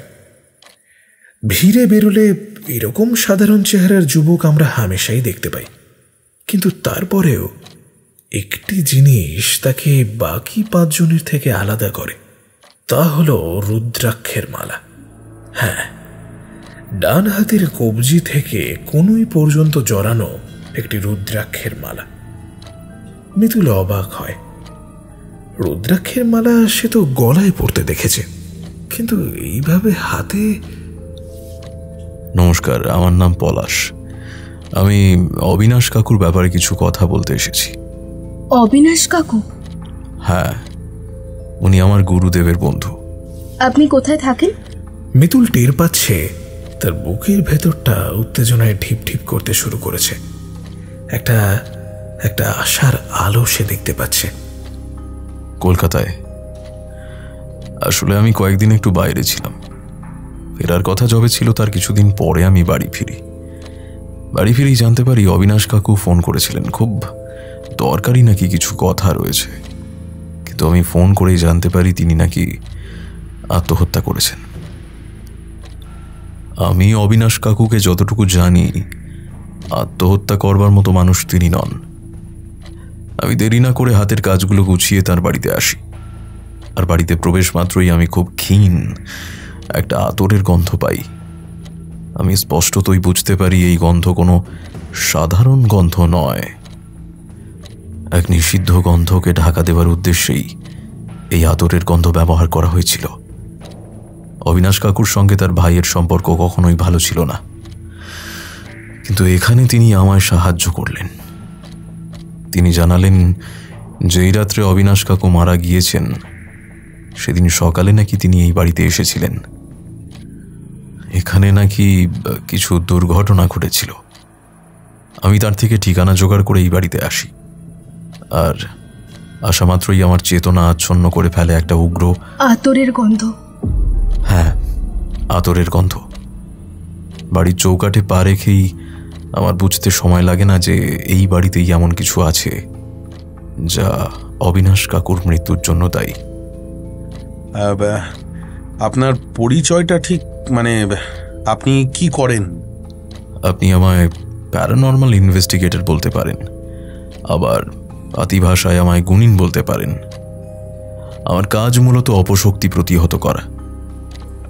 হ্যাঁ, কিন্তু আপনি এখানে, মানে ওনার এখানে এই মুহূর্তে বিশেষ প্রয়োজন আছে বর্দা। মিতুল ধীর পায়ে তার বর্দার পাশে গিয়ে বসল। আমায় আপনার কথা বলেছিলেন অবিনাশ কাকু, কিন্তু যেদিন আপনাকে নিয়ে কথা হয় সেদিন রাত্রে কাকু মারা যান। আমি বুঝতে পারিনি কাকু তার আগে আপনার সঙ্গে যোগাযোগ করে ফেলেছিলেন। আমি তো আশা ছেড়েই দিয়েছিলাম। কিন্তু আমার কথা তো এমনি এমনি বলবেন না অবিনাশ কাকু। নিশ্চয়ই কিছু হয়েছিল সেদিন।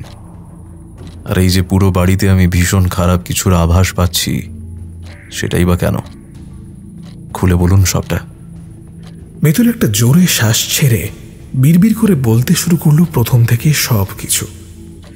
কিভাবে আয়ার জন্য তারা হন্যে হয়ে ঘুরছিল, কিভাবে হিমাচন্দ্র এই বাড়িতে আসেন, আসার পরে বড় তরফের পরিবর্তন, মন্দিরের ঘটনা, জেঠুর মারা যাওয়া, গভীর রাত্রে মিতুল আর চন্দ্রবিন্দুর ওই বাড়িতে যাওয়া, আর সেই ভয়ঙ্কর ঘটনা সমস্তটা পরপর পুঙ্খানুপুঙ্খভাবে বলে মিতুল যখন শেষ করল, তখন সে দেখল পলাশ তার মুখের দিকে তাকিয়ে আছেন প্রচণ্ড বিস্ময়। কি করেছিলেন আপনারা? খুন করে মাটি চাপা দিয়ে দিয়েছিলেন? প্রতিপদবাবু এতক্ষণ চুপ করেছিলেন। তিনি কোনো রকমে মাথা নাড়ালেন। হ্যাঁ, বাবা বলেছিলেন পুলিশে জানালে মিতুলের হাজতবাস হবে, কারণ আমরা কিছুই প্রমাণ করতে পারবো না। তাই আমরা খানিকটা ভয় পেয়ে। আমায় ওই জায়গায় একবার নিয়ে যেতে পারবেন? আমি একটু ওই জায়গাটা আর একবার খুঁড়ে দেখতে চাই। সেটা কিভাবে সম্ভব? ওই জায়গা তো ঢালাই হয়ে গিয়েছে। প্রয়োজনে ঢালাই ভাঙা হবে, আমি ভাঙব। একটা কোদাল আর শাবল শুধু নিয়ে নিন সঙ্গে। কথাটা বলি উঠে দাঁড়ালো পলাশ, তার কণ্ঠে এক অদ্ভুত দৃঢ়তা।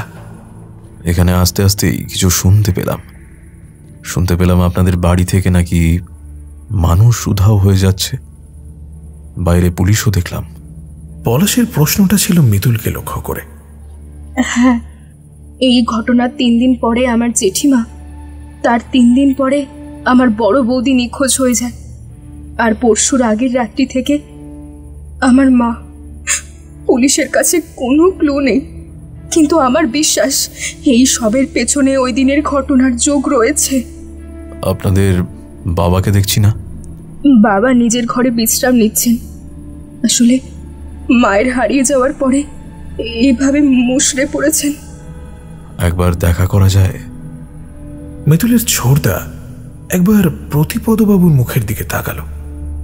বাবাকে একটু আগেই দেখে গিয়েছিল সে। শুয়েছিলেন তিনি। হ্যাঁ আসুন, এই তো পাশের ঘরে। কিন্তু পাশের ঘরে সকলে ঢুকে অবাকই হলো।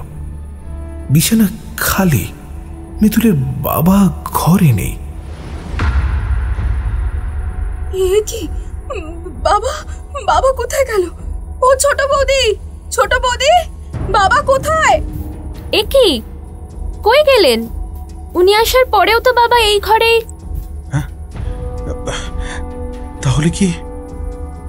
তাহলে কি বাবাও? আতকে উঠল প্রতিপদ। মিতুল যেন কথাটা বিশ্বাস করতেই চাইছে না। কি বলতে চাইছো বড়দা? কি বলতে চাইছো? মিতুলের গলা আটকে আসছে। কি ভয়ঙ্কর খেলা শুরু হয়েছে তাদের ঘিরে। একটা কান্না ঠেলে বেরিয়ে আসতে চাইছে তার গলা চিরে। এরই ফাঁকে পলাশ এগিয়ে গেল বিছানার কাছে। খুব দ্রুততার সঙ্গে বিছানার কাছে নাক এনে কিসে যেন গন্ধ নেওয়ার চেষ্টা করে উঠে দাঁড়ায় সে। তারপর বিড়বিড় করে বলল,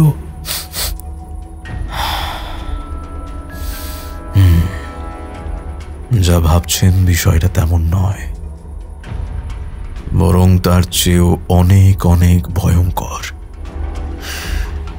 চলুন আগে ওই জায়গায় যাওয়া যাক।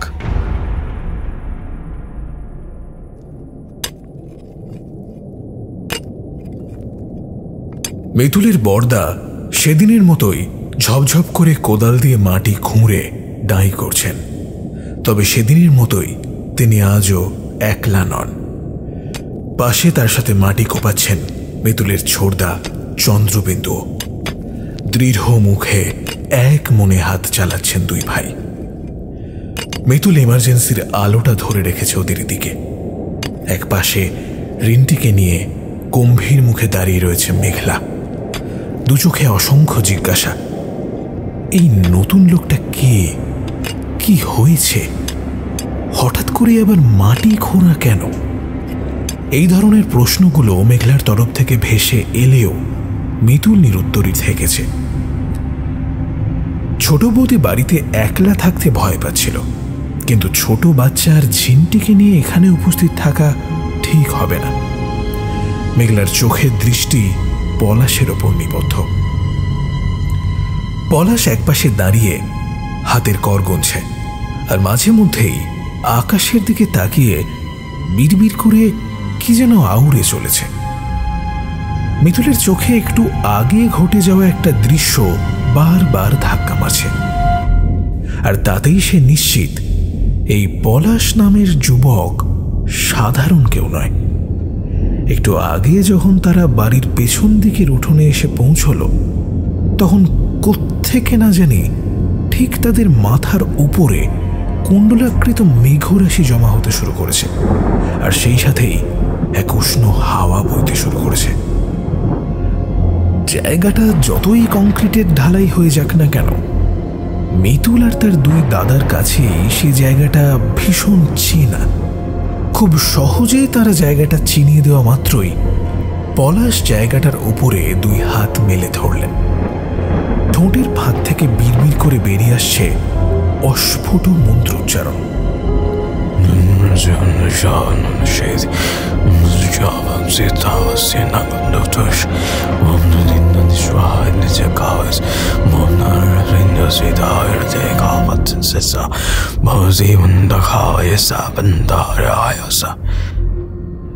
মিতুল আচমকাই পায়ের নিচে একটা মৃদু কম্পন টের পেতেই চমকে ওঠে।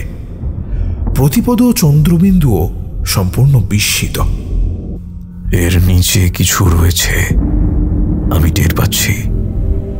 আমাদের মাটি খুঁড়তে হবে। কিন্তু কিভাবে?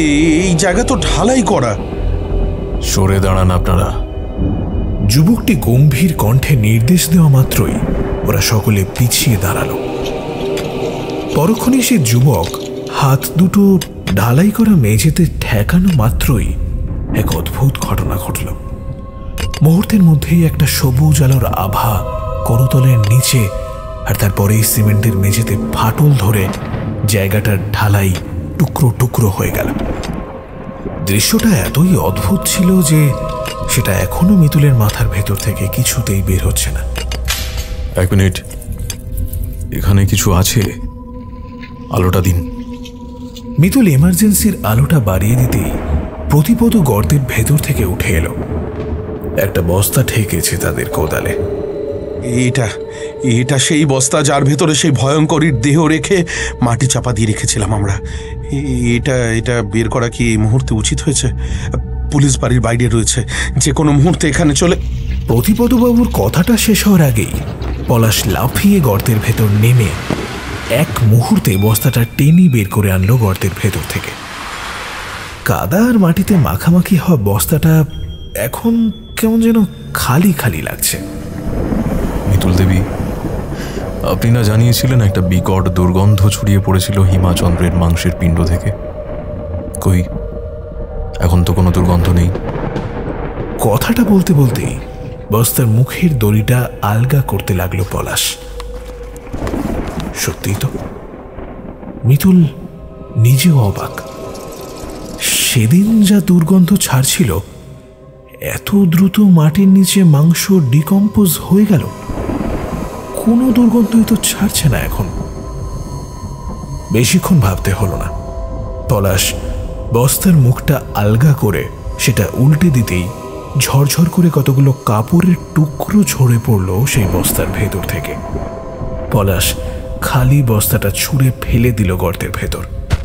কই, এখানে তো কোনো হাড় নেই, কোথায় গেল সেসব? কি অবাক হয়েছেন? ভাবছেন দেহটা কোথায় গেল? আমি বলছি শুনুন, এখানে সেই দেহটা নেই, পাবেনও না। তাকে সরিয়ে ফেলা হয়েছিল সেই রাত্রেই।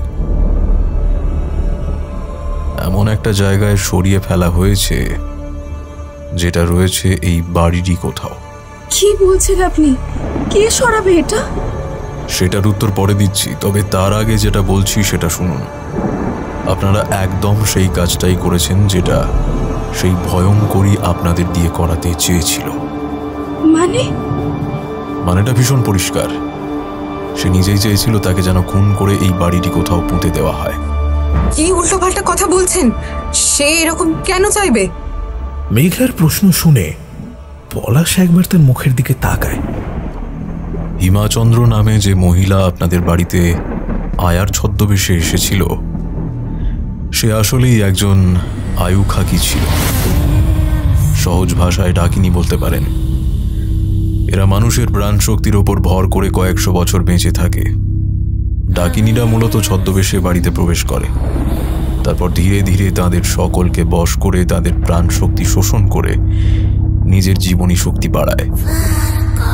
তারপর বাড়ির সকলের আয়ু শুষে সে অনির্দিষ্টকালের জন্য হারিয়ে যায় এই জন অরণ্যে। আবার কখনো তাদের প্রাণ শক্তির প্রয়োজন পড়লে পরবর্তী কোনো ঘর বাছে নিজের পরবর্তী শিকার হিসেবে। যত বেশি পরিবারের সদস্য তত বেশি শক্তি সংগ্রহ, আর বাড়িতে বেশি শিশু সদস্য হলে তো সোনায় সোহাগা। শিশুদের প্রাণ শক্তি তো সবচেয়ে বেশি। এসব কি বলছেন আপনি? মনে আছে সেই সেন্টার থেকে কি কি প্রশ্ন করা হয়েছিল আপনাকে? বাড়িতে কতজন সদস্য, কতজন বাচ্চা রয়েছে, সেটা এমনি এমনি নয়। হিমাচন্দ্র যখন এই বাড়িতে এসেছিল তখন জানতো এটা একটা যৌথ পরিবার। এখানে এসেই সে জানতে পারে আপনারা এই একই বাড়িতে থাকলেও হাঁড়ি আলাদা, ভিন্ন পরিবার, যেখানে চাইলেও তার মায়া আপনাদের ওপর কাজ করবে না। তাই সে বড় তরফকে বশ করতে পারলেও আপনাদের কোনো ক্ষতি করতে পারেনি। কিন্তু বড় তরফের এই কজন সদস্য সংখ্যায় তার ক্ষুধা মিটবে কি করে? আমার ধারণা তাই সে নশ্বর আহুতির সিদ্ধান্ত নেয়। নশ্বর আহুতি? সেটা কি? এটা এমন একটা প্রক্রিয়া যেখানে মৃত্যুর পর পঞ্চভূতের কোনো একটিতে আমাদের দেহের শেষ পরিণতি ঘটবে। সেটা আগুনে পুড়িয়ে হতে পারে, মাটিতে পুঁতে হতে পারে, অথবা জলে পচিয়ে হতে পারে। তবে তার জন্য নির্দিষ্ট নিয়ম আছে। হিমাচন্দ্রের মতো একটা ডাকিনী খুব ভালো করেই জানতো আপনারা কখনোই পুলিশ আদালত করতে চাইবেন না, আবার তার দেহ আপনারা সৎকারও করবেন না। করলে লোক জানাজানি হয়ে যাবে। সে জানতো এই বাড়িটি কোথাও তাকে আপনারা হয় পোড়াবেন অথবা পুঁতে দেবেন, আর সেটাই সে চাইছিল। প্রথমে সে ডাকিনী ছিল, কিন্তু তার নশ্বর দেহ বিলীন হয়ে যাওয়ার পর সে একই সঙ্গে এক ভয়ঙ্কর অশরীরী হয়ে উঠল। এবার যখনই তাকে আপনারা এই বাড়িরই ভিটেতে পুঁতে দিলেন, তখনই আপনাদের ভিন্ন হাড়ি ভিন্ন সংসারের কনসেপ্টটা আর টিকল না। শিকারের জন্য পুরো বাড়ি উন্মুক্ত হয়ে গেল। তার কাছে আপনারা সকলেই সহজ শিকার হয়ে উঠলেন। এবার নশ্বর আহুতির জন্য আপনাদের সকলের শেষ হওয়াটাও প্রয়োজন। মানে? এই যে এক এক করে মানুষ হারিয়ে যাচ্ছে। আপনার কি মনে হয় প্রতিপদ বাবু, তারা কোথায় যাচ্ছেন? আমি জানি আপনাদের ভীষণ কষ্ট হবে শুনতে, কিন্তু এটা জেনে রাখুন, তারা আর কোনো দিনই ফিরবেন না, এবং আপনাদের বাকিদেরও একই পরিণতি হবে। এই যে এক একজন হারিয়ে যাচ্ছে, এদের দিয়েই প্রতিমা গড়ার মতন করে একটু একটু করে সেই ভয়ঙ্করী নিজেকে গড়ছে।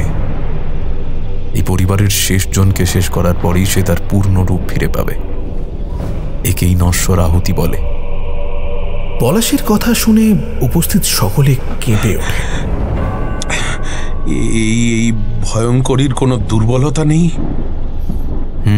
আছে। এদের মূল শক্তির আধার হলো এদের মাথার চুল, একই সঙ্গে দুর্বলতাও। এই চুল তাই ওরা খুব সামলে রাখে। আর এরা বিড়াল একেবারে সহ্য করতে পারে না। বলা হয় বিড়াল নাকি এদের চরম শত্রু। বিড়ালের পথ অনুসরণ করেই নাকি মৃত্যু এদের দরজায় কড়া নাড়ে। তাই যেই জায়গায় থাকে এরা, আশেপাশে কোনো বিড়াল আসে না। আর কোনো বাড়িতে বিড়াল থাকলে সবার আগে তাকে নিকেশ করে এরা। মিতুল ভেতরে ভেতরেই কেঁপে উঠল। তার মানে টুকিকে মারার পিছনে এই কারণ ছিল? তবে আমার মনে হয় এখানে কিছু হিসেবের গোলমাল রয়েছে। কিরকম গোলমাল? মিতুলের গলার ভেতরটা যেন শুকিয়ে আসছে। এক ভয়ঙ্কর আবর্ত যেন চারিদিক থেকে তাকে ঘিরে ফেলেছে সম্পূর্ণভাবে। আমার মনে হয় সেদিন ওই ডাকিনী মারা যায়নি। মারা গেলেও পুরোপুরি নয়। তার কিছু অংশ সে রেখে গিয়েছে আপনাদেরই পরিবারের কারোর ছদ্মবেশে। মানে? আপনাদেরই পরিবারে এমন কেউ আছে যে মারা গিয়েছে, আর তার ছদ্মবেশ ধরে রয়েছে সেই ডাকিনীর অংশ। এসব কি বলছেন আপনি? আমি তো কিছুই বুঝতে পারছি না। এই বলছেন ডাকিনীর শরীর কি একটা প্রক্রিয়া করেছে যাতে সে আমাদেরকে শেষ করে, নিজের শরীরের পুনরুদ্ধার করবে। এই মুহূর্তে সে নাকি অশরীরী। আবার বলছেন সে পুরোপুরি মারা যায়নি, সে রয়েছে আমাদেরই কারো ছদ্মবেশে। আমি জানি যা বলছি তা বোঝা একটু কঠিন, কিন্তু অসম্ভব নয়। ঠান্ডা মাথায় বুঝুন। ডাকিনী আপনাদের অজান্তেই খুব চালাকির সঙ্গে একটি প্রক্রিয়া সম্পাদন করে। নিজের আত্মাকে দুটো টুকরোতে ভাগ করে সেই ডাকিনী। আত্মার একটি অংশ সে মৃত্যুর আগেই আপনাদেরই মধ্যে একজনের শরীরে দিয়ে যায়, আরেকটি অংশ সে নিজের দেহের ভেতরে রাখে। নিজের দেহের ভেতরে রাখা অর্ধেক আত্মার অংশকেই মিতুল হত্যা করে, আর তারপর আপনারা সকলে তাকে এই মাটিতে পুঁতে দেন। ওই দেহ আর আত্মার ওই ভাগ এখন অশরীরী রূপে নশ্বর আহুতির বলি নিচ্ছে। আপনাদের পরিবারের সদস্যদের এক এক করে হত্যা করে। আর যেই ভাগটি সে আপনাদের মধ্যেই কারুর শরীরে রেখে গিয়েছিল, সে ভাগটি আপনাদের সকলের মৃত্যু পর্যন্ত আপনাদেরই একজন হয়ে সেই দেহাবশেষকে আগলে রাখছে। কারণ ডাকিনী জানে তার এই মায়া বন্ধ হয়ে যাবে যদি তার দেহাবশেষ একবার খুঁজে পাওয়া যায়। আপনারা তার দেহ এখানে পুঁতেছিলেন, কিন্তু তার দেহ এখানে নেই। কেন নেই? জিনিসটা তো এমনি এমনি উবে যাবে না। অর্থাৎ কেউ সেদিনই আপনাদের পরে এই মাটি খুঁড়ে তার দেহটাকে এখান থেকে সরিয়ে লুকিয়ে দিয়েছে। কে লোকাবে? আপনাদের মধ্যে নিশ্চয়ই কেউ করবে না। করলে করবে একমাত্র সেই ডাকিনি। তাই আমি মনে করি আপনাদের মধ্যেই কারো ভেতরে রয়েছে সেই ডাকিনীর আত্মার অংশ। কিন্তু কে করবে? প্রতিপদ বাবু, আপনার ছোট ভাই যখন আপনাদের ডাকতে গেলেন তখন আপনারা কোথায় ছিলেন ওই রাতে? আমরা তো সকলে ঘুমিয়েছিলাম, তাই ভাই ডাকতে উঠে এলাম। সকলেই একসঙ্গে উঠে এলেন? না, বাবা একটু বাথরুমে গেছিলেন, তিনি পরে এলেন। আপনাদের বাবাই আপনাকে নির্দেশ দিয়েছিলেন তাই না, ওই মহিলার দেহকে কবর দেওয়ার জন্য? কি কি কি বলতে চাইছেন আপনি?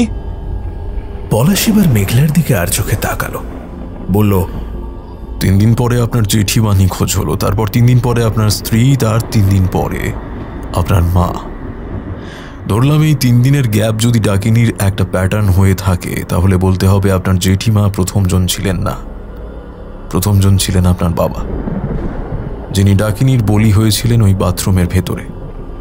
ঠিক সেই মুহূর্তের পরপর যেই মুহূর্তে তাকে মিতুল দেবী হত্যা করেন, এই ভিটেতে দাঁড়িয়েই ডাকিনী তারই ছদ্মবেশ নিয়ে এতদিন আপনাদের সঙ্গে ছিল।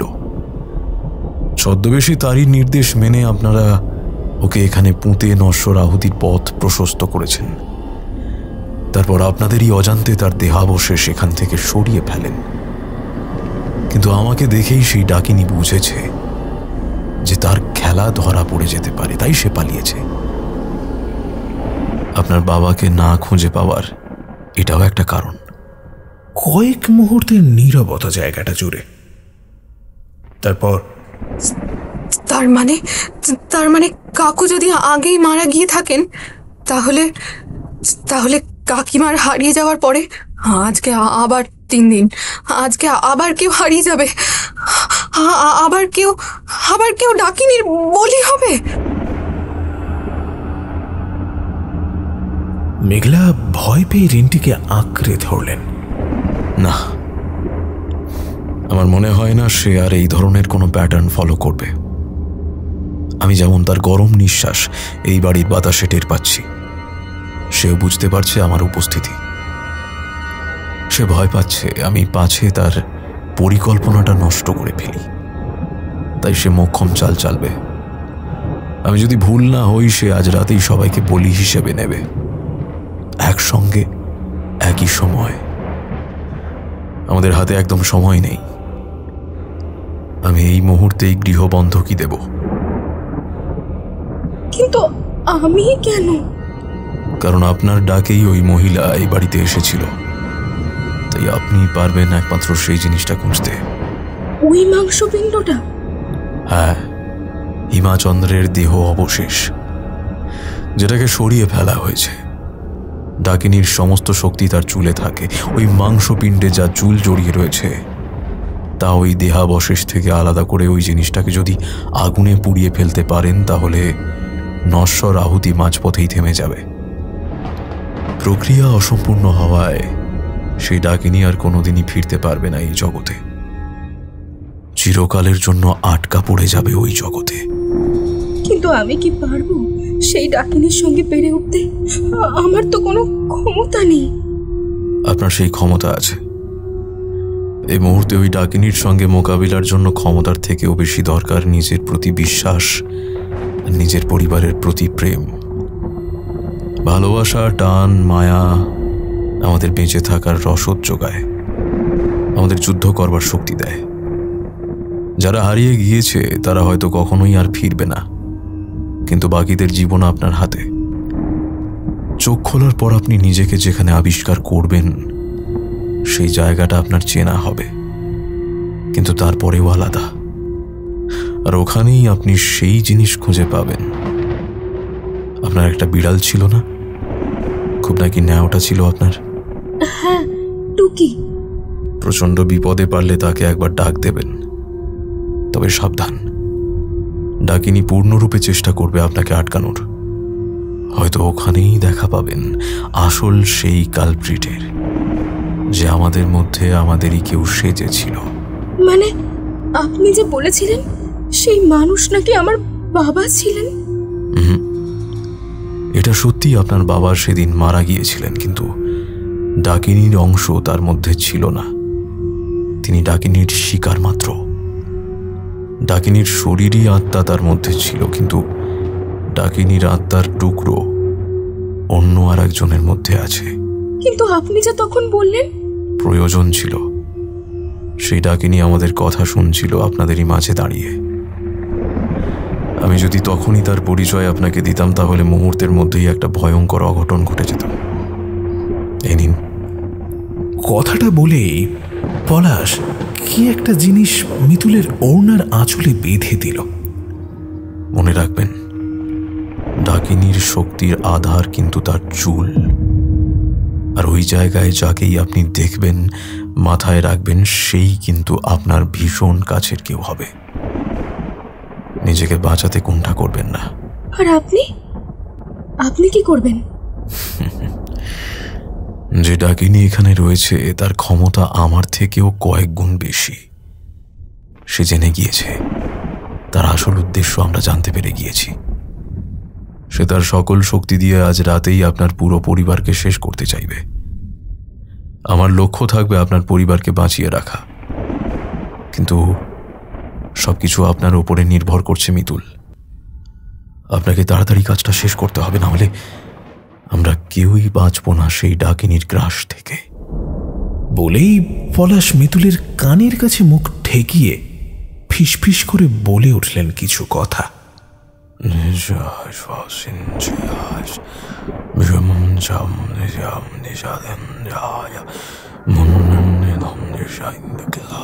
এরপর নিজের ডান হাতের বুড়ো আঙুলটা মিতুলের কপালের ঠিক মাঝে ঠেকানো মাত্রই মিতুল টের পেল মুহূর্তের মধ্যেই তার শরীরটা কেমন হালকা হয়ে এলো। আর চোখের সামনে কিছুক্ষণের মধ্যেই ঘন অন্ধকার ঘনিয়ে এলো।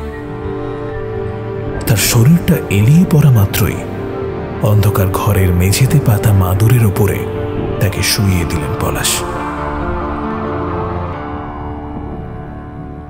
এটা মিতুলদেরই রাধা মাধব মন্দিরের ভাঁড়ার ঘর।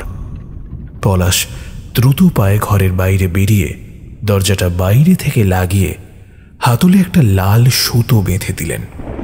তারপর সিঁড়ির ধাপে একটা হ্যারিকেন জ্বালিয়ে নেমে এলেন মন্দির থেকে।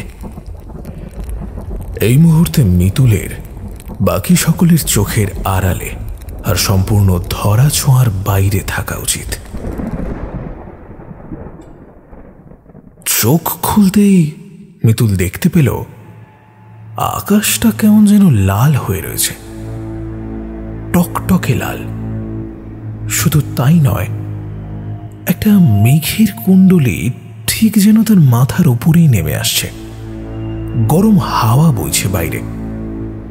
লাল আকাশের ঈষৎ আভা এই অন্ধকার জায়গাটাকে কিছুটা হলেও পরিষ্কার করেছে। ধরফর করে উঠে বসতেই মিতুল টের পায় তার মাথাটা কেমন যেন ভারী হয়ে রয়েছে। এটা কোন জায়গা? কয়েক মুহূর্ত সময় লাগে মিতুলের জায়গাটা চিনতে। এটা তো তাদেরই বাড়ির মেন গেট, কিন্তু এখন কেমন যেন অন্যরকম। ভগ্ন জরাজীর্ণ দশা, বাতাসে একটা বিকট পচা গন্ধ ছড়িয়ে পড়েছে। সেই বইতে থাকা গরম হাওয়াও ওই গন্ধটাকে যেন সরাতে পারছে না। পলাশ বলেছিল চোখ খুলে যেই জায়গায় মিতুল নিজেকে আবিষ্কার করবে সেই জায়গাটা অন্যরকম লাগলেও জায়গাটা মিতুলের চেনা হবে। তাহলে তাহলে এই সেই জায়গা। মিতুল উঠে দাঁড়ালো। মাথাটা এখনো ভারী হয়ে রয়েছে, কিন্তু এই মুহূর্তে তার সময় ব্যয় করলে চলবে না। তাকে দ্রুত কাজ সারতে হবে। সে হাত দিয়ে দরজাটা ঠেলে ঘরের ভেতরে ঢুকতেই সেই গা গোলানো বিকট গন্ধটা যেন কয়েক গুণ বেড়ে তার নাকে ধাক্কা মারল। আর ঠিক তখনই মনে পড়ল, ঠিক এই গন্ধটাই সেই দিন ওই চুল জড়ানো মাংসপিণ্ড থেকে আসছিল। তার মানে জিনিসটা এখানেই আছে। ঘুটঘুটে অন্ধকারে সে নিজের বাড়িটাকে আগেও দেখেছে বহুবার, কিন্তু এখন যেন সম্পূর্ণ অন্যরকম লাগছে। পরিত্যক্ত হানা বাড়ির মতো, ধোঁয়াশার মতো একটা সাদা ধোঁয়ার আস্তরণ যেন ঘিরে ধরেছে পুরো বাড়িটাকে। একটা আলো হলে ভালো হতো। কথাটা ভাবতে ভাবতেই সামনের দিকে একটা হলুদ আলোর আভা দেখা গেল। আলোটা আসছে ডান দিকের উঠোন থেকে, যেখানে তাদের বাড়ির রাধা গোবিন্দের মন্দির ছিল। অন্ধকারের ভেতর কোনো রকমে হাতড়াতে জায়গাটা পৌঁছানো মাত্রই মিতুল দেখতে পায় মন্দিরে ওঠার সিঁড়ির ঠিক নিচের ধাপেই কেউ একটা হ্যারিকেন জ্বালিয়ে রেখেছে। কালো কুজ্ঝটিকার মতো অন্ধকারের বুকে এই হ্যারিকেন যেন আশার আলো। মিতুল হ্যারিকেনটা হাতে তুলে নেয়। হ্যাঁ, সে যা ভেবেছে তাই। একটা প্রচন্ড ধোঁয়াশা চারিদিকে, দূরের বস্তু ভালো করে দেখা যাচ্ছে না। এখানে সেই বাজে গন্ধটাও যেন মাত্রাতিরিক্তভাবে বেড়ে গিয়েছে। আচ্ছা, ও এত জায়গা থাকতে এই মুহূর্তে রাধা মাধবের মন্দিরের সামনেই কেন এলো? প্রভু কি তবে তাকে কোনো ইঙ্গিত দিতে চান? মিতুল পায়ে পায়ে উঠে এলো মন্দিরের ওপর। হ্যারিকেনের আলোয় দেখা যাচ্ছে মন্দিরের দরজাটা ভেজানো। কি একটা মনে করে মিতুল হালকা হাতে দরজায় চাপ দেয়। মুহূর্তের মধ্যে ক্যাচ করে দরজা খোলার শব্দটা ছড়িয়ে পড়ল বাতাসে, আর সেই একই সঙ্গে একটা ভারী দুর্গন্ধ। হ্যারিকেনের আলো পড়েছে গৃহগর্ভের ভেতরে। গৃহগর্ভের ভেতরের বাতাসে এই মুহূর্তে দম নেওয়া যাচ্ছে না, এতই দুর্গন্ধ। কিন্তু হ্যারিকেনের আলোয় গৃহগর্ভের ভেতরে যা জিনিস দেখা যাচ্ছে তা দেখে মিতুলের চোখ বিস্ফারিত। ওটা কি? সিংহাসনে রাধা মাধবের মূর্তি নেই, সেখানে পড়ে রয়েছে রক্তে ভেজা লাল শালুর ওপর একদলা মাংস। চুলে জড়ানো মাংসটা এই মুহূর্তে তীর তীর করে কাঁপছে, যেন জীবন্ত। এই জিনিস মিতুলের ভীষণ চেনা, হিমাচন্দ্রের দেহাবশেষ। এই জিনিসটাই তো তার চাই। মিতুল ঝুঁকিয়ে জিনিসটা দু হাতে তুলতে যাবে, তার আগে কানের পেছনে কার যেন পায়ের শব্দ। সোজা হয়ে উঠে দাঁড়ানোর আগের মুহূর্তের মধ্যেই অগণিত কালো চুল তাকে চতুর্দিক থেকে পেঁচিয়ে ধরল, আর তারপরেই মিতুলের চোখের সামনে অন্ধকার নেমে এলো।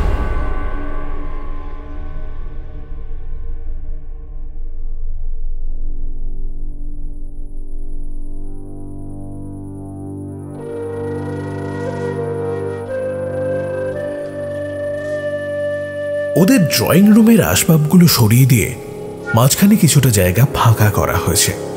সেই জায়গায় এই মুহূর্তে বাড়ির সকলেই বৃত্তাকারে বাবু হয়ে বসে রয়েছে।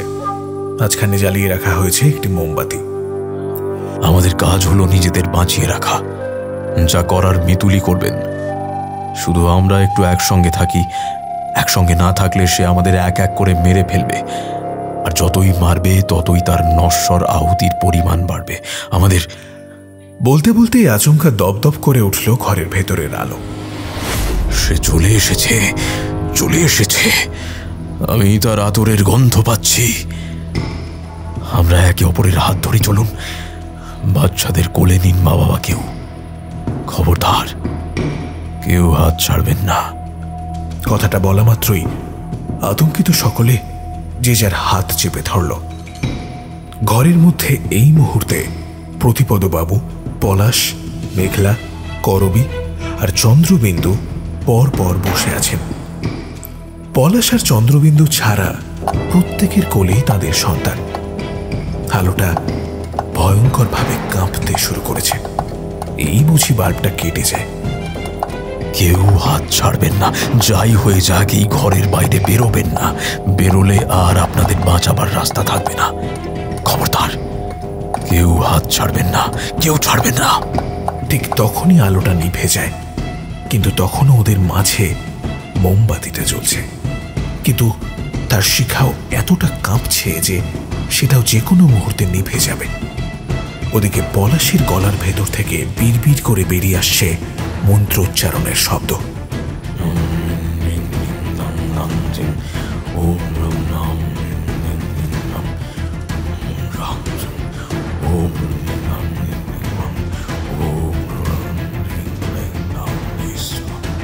সকলেরই মুখ ভয়ে থমথমে, সকলেই ভয়ে বিহবল চোখে একে অপরের চোখের দিকে তাকাচ্ছেন। ঠিক তখনই ঘরের এক অন্ধকার কোণ থেকে ভেসে এলো এক বিকট হাসির শব্দ।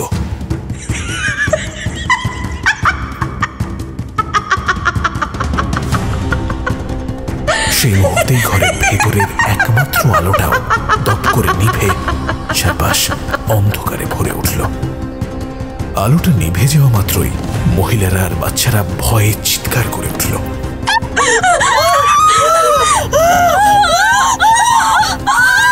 চিন্তা করবেন না, এ তার ষড়যন্ত্র। আমি এক্ষুনি আলোটা জ্বালিয়ে দিচ্ছি। পকেট থেকে দেশলাই বের করে মুহূর্তের মধ্যে ফের মোমবাতির আলোটা জ্বালিয়ে ফেলল পলাশ। কেউ কেউ হাত ছাড়বেন না, মনে রাখবেন এই বন্ধনই আপনাদের শক্তি, কেউ হাত ছাড়বেন না। আচমকা পলাশের কাঁধ খামচে ধরলেন প্রতিপদবাবু। মোমবাতির আলোয় চোখের দৃষ্টি চন্দ্রবিন্দুর পাশের জনের দিকে। এটাকে কে বসে রয়েছে চন্দ্রবিন্দু আর করবী দেবীর ঠিক মাঝখানে? একটা ভয়ঙ্কর রক্তবর্ণা নারী শরীর, যার চুলগুলো মুখের সামনে ঝোলানো। সে বসে রয়েছে ওদেরই সঙ্গে। করবী আর চন্দ্রবিন্দু দুজনেই ধরে রেখেছে তার দুটো হাত। জিনিসটা ধীরে ধীরে মাথাটা তুলতেই কাঁধের পাশ থেকে বেরিয়ে এলো আরো একজোড়া হাত। সঙ্গে সঙ্গে সেই দুই হাত দিয়ে নিজের চুলগুলো ফাঁকা করতেই চুলের আড়াল থেকে বেরিয়ে এলো এক ভয়ঙ্কর মুখ। আঁতকে উঠল সকলে।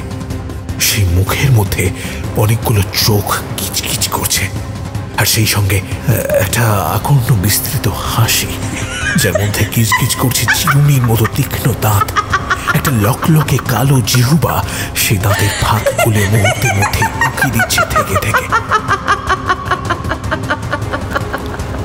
আর সেটা দেখেই উপস্থিত সকলের গলার ভেতর থেকে বেরিয়ে এলো মরণ আর্তনাদ।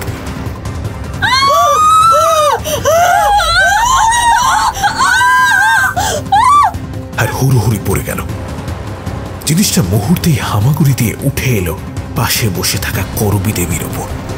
করবী দেবীর কোলে তখন তার ছোট্ট শিশু। জিনিসটা লকলকে জিহুবা প্রায় স্পর্শ করে ফেলবে ছোট শিশুটার দেহ। ঠিক তখনই ঘরের ভেতর গম গম করে উঠল কতগুলো শুদ্ধ স্বরের মন্ত্রোচ্চারণ।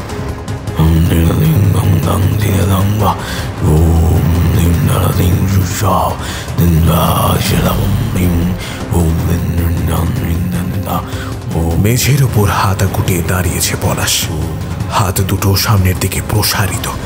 আর তখনই দেখা যায় ডান হাতের পেঁচানো রুদ্রাক্ষের মালার ফাঁক গলে ঠিকরে বের হচ্ছে এক সবুজ আভা। ঠোঁটের ফাঁক থেকে বেরিয়ে আসা বলিষ্ঠ কণ্ঠের মন্ত্রপাঠ ছড়িয়ে পড়ছে ঘরের বাতাসে। আচমকা ঘরের ভেতরে যেন গরম হাওয়ার ঘূর্ণাবর্ত শুরু হয়েছে। জিনিসপত্র এলোমেলো হয়ে পড়ছে, সেই সঙ্গে কিছু একটা প্রচন্ড আকর্ষণে যেন সেই ভয়ঙ্করীকে পিছনের দিকে টানছে। আচমকা সেই টান ছিন্ন করে সেই ভয়ঙ্কর নারী প্রচন্ড হুঙ্কারে উঠে দাঁড়ালো ঘরের ভেতরে।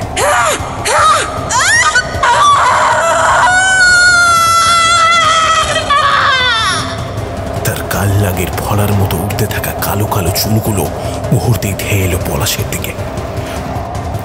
পলাশ দুই হাত সামনের দিকে প্রসারিত করে ঢালের মতো সেগুলোকে আটকানোর চেষ্টা করলেন বটে, কিন্তু পারলেন না সেই ভয়ঙ্কর ডাকিনীর সঙ্গে। মুহূর্তেই অজস্র চুল পেঁচিয়ে ধরল তার পুরো শরীর। একাধিক হিমশীতল ঘর ঘরে শব্দ একই সঙ্গে বেরিয়ে এলো সেই ডাকিনীর গলার ভেতর থেকে। ওকে বাঁচাতে পারবি না তুই, এদের সবাই মরবে। তবে তার আগে মরবি তুই তুই।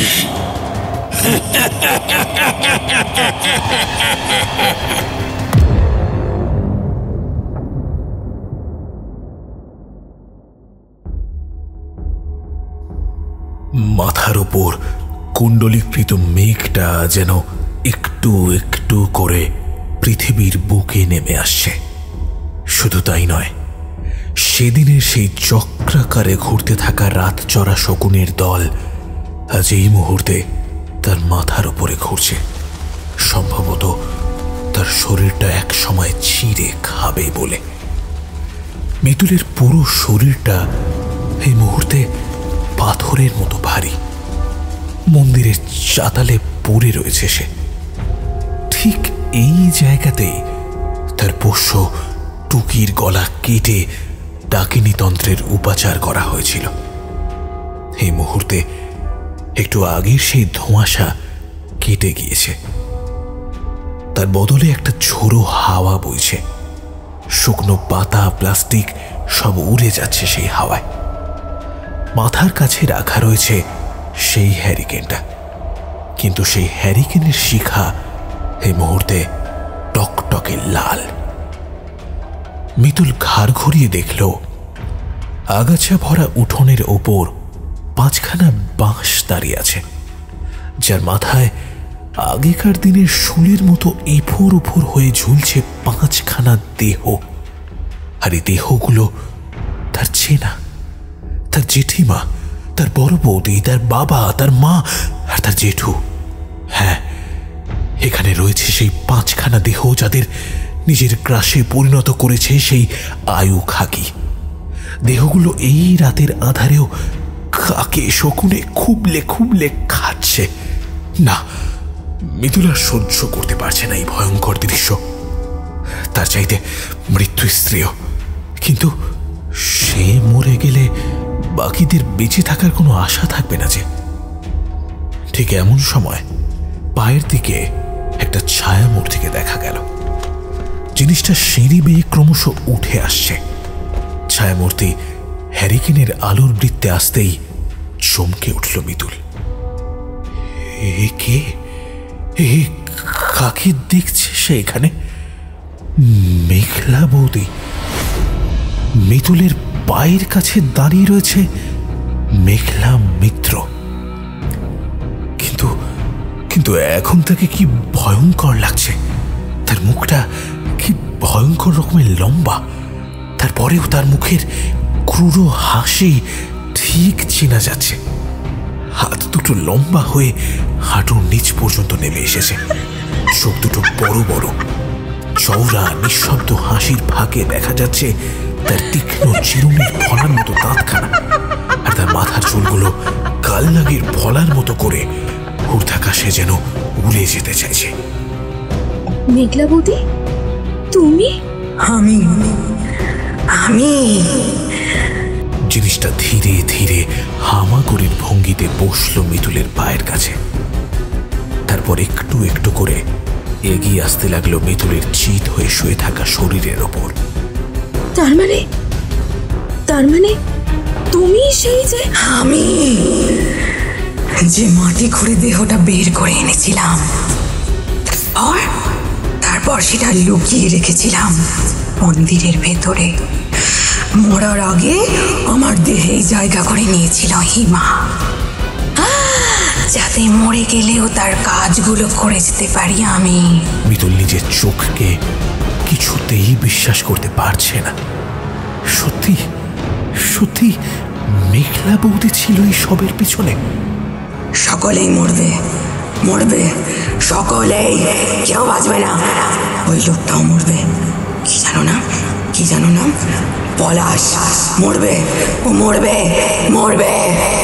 রাগে পুরো শরীর জ্বলে উঠল মিতুলের। মেঘলা এই মুহূর্তে প্রায় তার বুকের ওপর বসে রয়েছে, মুখ চোখে এক নারকীয় হাসি। কিন্তু তুই একটা কথা বল, ও কানে কানে তোকে কি বলছিল? কোন মঞ্চ নাকি আমাকে কিভাবে হারাবি সেই পদ্ধতি? বল। সে যেটাই বলে থাক, তা আমি তোমায় কিছুতেই বলবো না, কিছুতেই না। আচমকা মেঘলার মুখের হাসি মুখ উধাও হয়ে একটা ক্রূর ভাব ফুটে উঠল। পরক্ষণেই তার মাথার চুল আপনা থেকেই শক্ত করে পেঁচিয়ে ধরল মিতুলের গলা।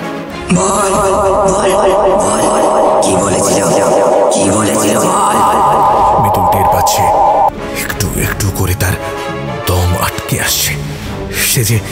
সে যে মারা পড়বে, কিন্তু এখনই তো তার মরলে হবে না।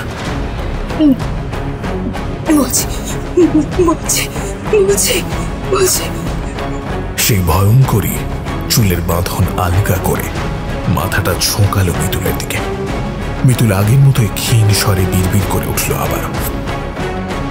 ভয়ঙ্করী নিজের কানটা একেবারে বাড়িয়ে দিল মিতুলের ঠোঁটের কাছে। বল বল, পরিষ্কার করে বল বল। আর ঠিক তখনই ঘটনাটা ঘটল।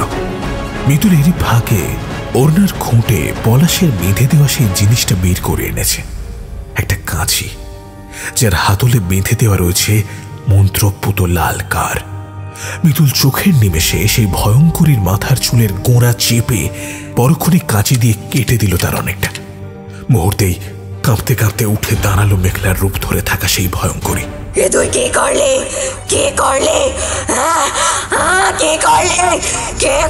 দেখি রোগীর মতো সেই ভয়ঙ্করী সারা শরীর কাঁপতে শুরু করেছে।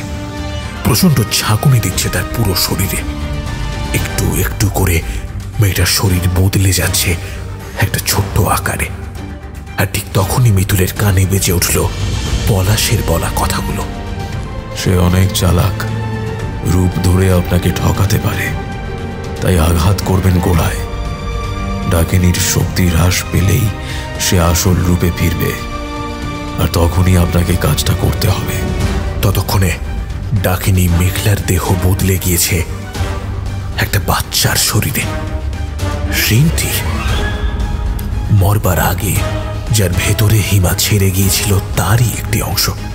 কিন্তু এই মুহূর্তে কি ভয়ঙ্কর কুৎসিত দেখতে লাগছে রিন্টিকে। মিতুল বিস্ময়ে হাঁ হয়ে তাকিয়ে রইল। তার মানে এসবের পিছনে আসলে রিন্টি ছিল। ওই তো তাদেরকে ওই দিন বল্লমটা বাড়িয়ে দিয়েছিল। রিন্টি? তাহলে তুই? আমি তোকে শেষ করে ফেলবো, শেষ করে ফেলবো আমি। ছাড়বো না আমি তোকে। কথাটা বলতে বলতেই যেই রিন্টি দুহাত বাড়িয়ে তেড়ে এলো মিতুলের দিকে, মিতুল এক মুহূর্ত দেরি না করে কাঁচিটা সোজা বসিয়ে দিল রিন্টির থুতনির নিচ বরাবর।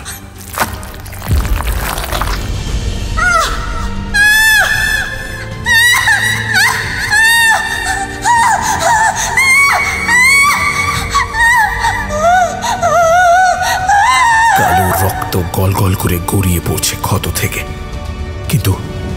কিন্তু এখনো তো কাজ শেষ হয়নি। বাইরে ততক্ষণে লন্ডভন্ড হয়ে ঝড় শুরু হয়েছে। মিতুল এক মুহূর্ত দেরি না করে হ্যারিকেনটা তুলে ছুটে গেল মন্দিরের গর্ভগৃহের ভেতরে। ওদিকে রিন্টির ভেতরের জিনিসটা বুঝতে পেরেছে কি হতে চলেছে। সে ওই অবস্থাতেই বড় বড় হাত পা বের করে ছুটে আসতে লাগলো মিতুলের পিছন পিছন। মিতুলকে ধরবে বলে প্রাণপণে ছুটতে লাগলো সেই জিনিসটা, কিন্তু ততক্ষণে অনেক দেরি হয়ে গিয়েছে। গর্ভগৃহের ভেতরে ঢুকেই মিতুল দরজাটা ভেতর থেকে ছিটকিনি লাগিয়ে দিল তৎক্ষণাৎ। কি বলেছিল পলাশ? মাংসপিণ্ড থেকে চুলগুলো আলাদা করতে হবে, একটাও চুল যেন না থাকে এই মাংসপিণ্ডে। মুহূর্তে মিতুল হ্যারিকেনটা নামিয়ে হাঁটু মুড়ে বসে পড়ল। দু হাতে করে সে মাংসপিণ্ড থেকে চুলগুলো বাঁচতে শুরু করলো। কিন্তু যতই চুল বাঁচতে লাগলো ততই রক্ত রসে ভেজা চুলগুলো তার দুই হাতে জড়িয়ে যেতে লাগলো। ওদিকে মন্দিরের দরজায় সশব্দে বাড়ি মারছে কেউ, যেন এত জোরে যে দরজাটা ভেঙেই ফেলবে। মিতুল কোনো উপায় না পেয়ে চুলে জড়ানো দুই হাত নিজের গায়ে মুছতেই চোখের নিমেষে এক ভয়ঙ্কর ঘটনা ঘটে গেল। সমস্ত চুল মুহূর্তের মধ্যে একটু একটু করে পেঁচিয়ে যেতে লাগলো তার সারা শরীরে আপনা থেকে। এই চুল যে আস্তে আস্তে এভাবেই তাকে শেষ করে ফেলবে। কি করবে সে? কি করবে মিতুল এবার? আর ঠিক তখনই তার মনে পড়ল পলাশের বলা একটি কথা। পরক্ষণেই সে জোরে শ্বাস নিয়ে ডেকে উঠল সশব্দে, টুকি, টুকি, টুকি আছিস? টুকি। মিতুল ঠিক এইভাবেই টুকিকে ডাক দিত যখন সে বেঁচে ছিল। মুহূর্তেই ঘরের অন্ধকার কোণে সাদা কি একটা নড়ে উঠল। হয়তো টুকি। মিতুলের দু চোখ জলে ভরে উঠল। কিন্তু বিড়ালটা ও কি করছে? লাফিয়ে পড়ে মাংসের দলার উপর আঁচড়ে কামড়ে জিনিসটাকে ফালা ফালা করতেই মিতুল টের পেল তার শরীর থেকে একটু একটু করে খসে পড়ছে সেই চুলের বাঁধন। মাংসপিণ্ডের গায়ে লেগে থাকা চুলগুলো আপনা থেকেই আলাদা হয়ে যাচ্ছে। ঠিক তখনই পাল্লা ভাঙার শব্দ কানে এলো। গর্ভগৃহের ভেতর হুড়মুড়িয়ে ঢুকে এলো রিন্টি। না,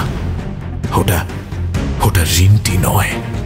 সেই ভয়ঙ্করীকে দেখেই একপাশে দাঁড়িয়ে ঘাড়ের লোম ফুলিয়ে দাঁত বের করে খ্যাক করে উঠল টুকি।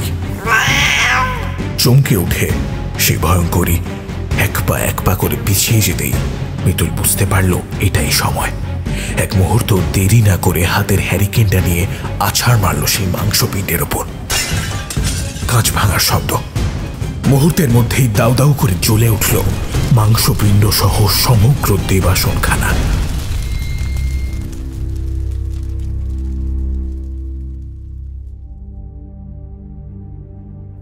একটু আগেই গলায় চেপে বসা চুলের বাঁধনটা আচমকাই আলগা হয়ে পড়তে মেঝের উপর ধপ করে পড়ে গেল পলাশ। কিন্তু তার চোখ চলে গিয়েছে সামনের দিকে। ভয়ঙ্কর ডাকিনী কাঁপছে, আর সেই সঙ্গে এক প্রচন্ড আর্ত চিৎকারে কেঁপে উঠছে চারিদিক। পলাশ যা বোঝার বুঝে গিয়েছে। যারা একটু আগে ঘরের ভেতরে মরণ আর্তনাদ জুড়েছিলেন তারাও অবাক হয়ে দেখলেন সেই ভয়ঙ্করী দেহ থেকে ধোঁয়া নির্গত হচ্ছে, যেন ভেতরে ভেতরে পুড়ছে সেই ভয়ঙ্করী। আর এই আর্তনাদ সেই দহন জ্বালারি। পলাশ বুঝতে পারল এই সময়। মুহূর্তেই দুই হাত সামনে প্রসারিত করে সে শুরু করল মন্ত্রপাঠ। ওম রিং ডিং ডিং ডং, ওম নম রিং না, ওম রিং নম জং, ওয়াং ডাং রিং ডাং মিং, ওয়াং ডাং রিং ডাং মিং, ওম নম রিং ডাং মিং। সেই মন্ত্র বন্ধনেই ঘরের ভেতরে যেন ঘূর্ণিঝড় উঠল। এই ভয়ঙ্করীকে সে এই বাড়ি থেকে পালাতে দেবে না, কিছুতেই দেবে না। একটা তীব্র চিৎকার, আর পরক্ষণে দেখা গেল সেই ভয়ঙ্করী দপ করে এক আগুনের গোলকে পরিণত হয়ে মুহূর্তের মধ্যে ছাই হয়ে ঝরে পড়ল মেঝের ওপর।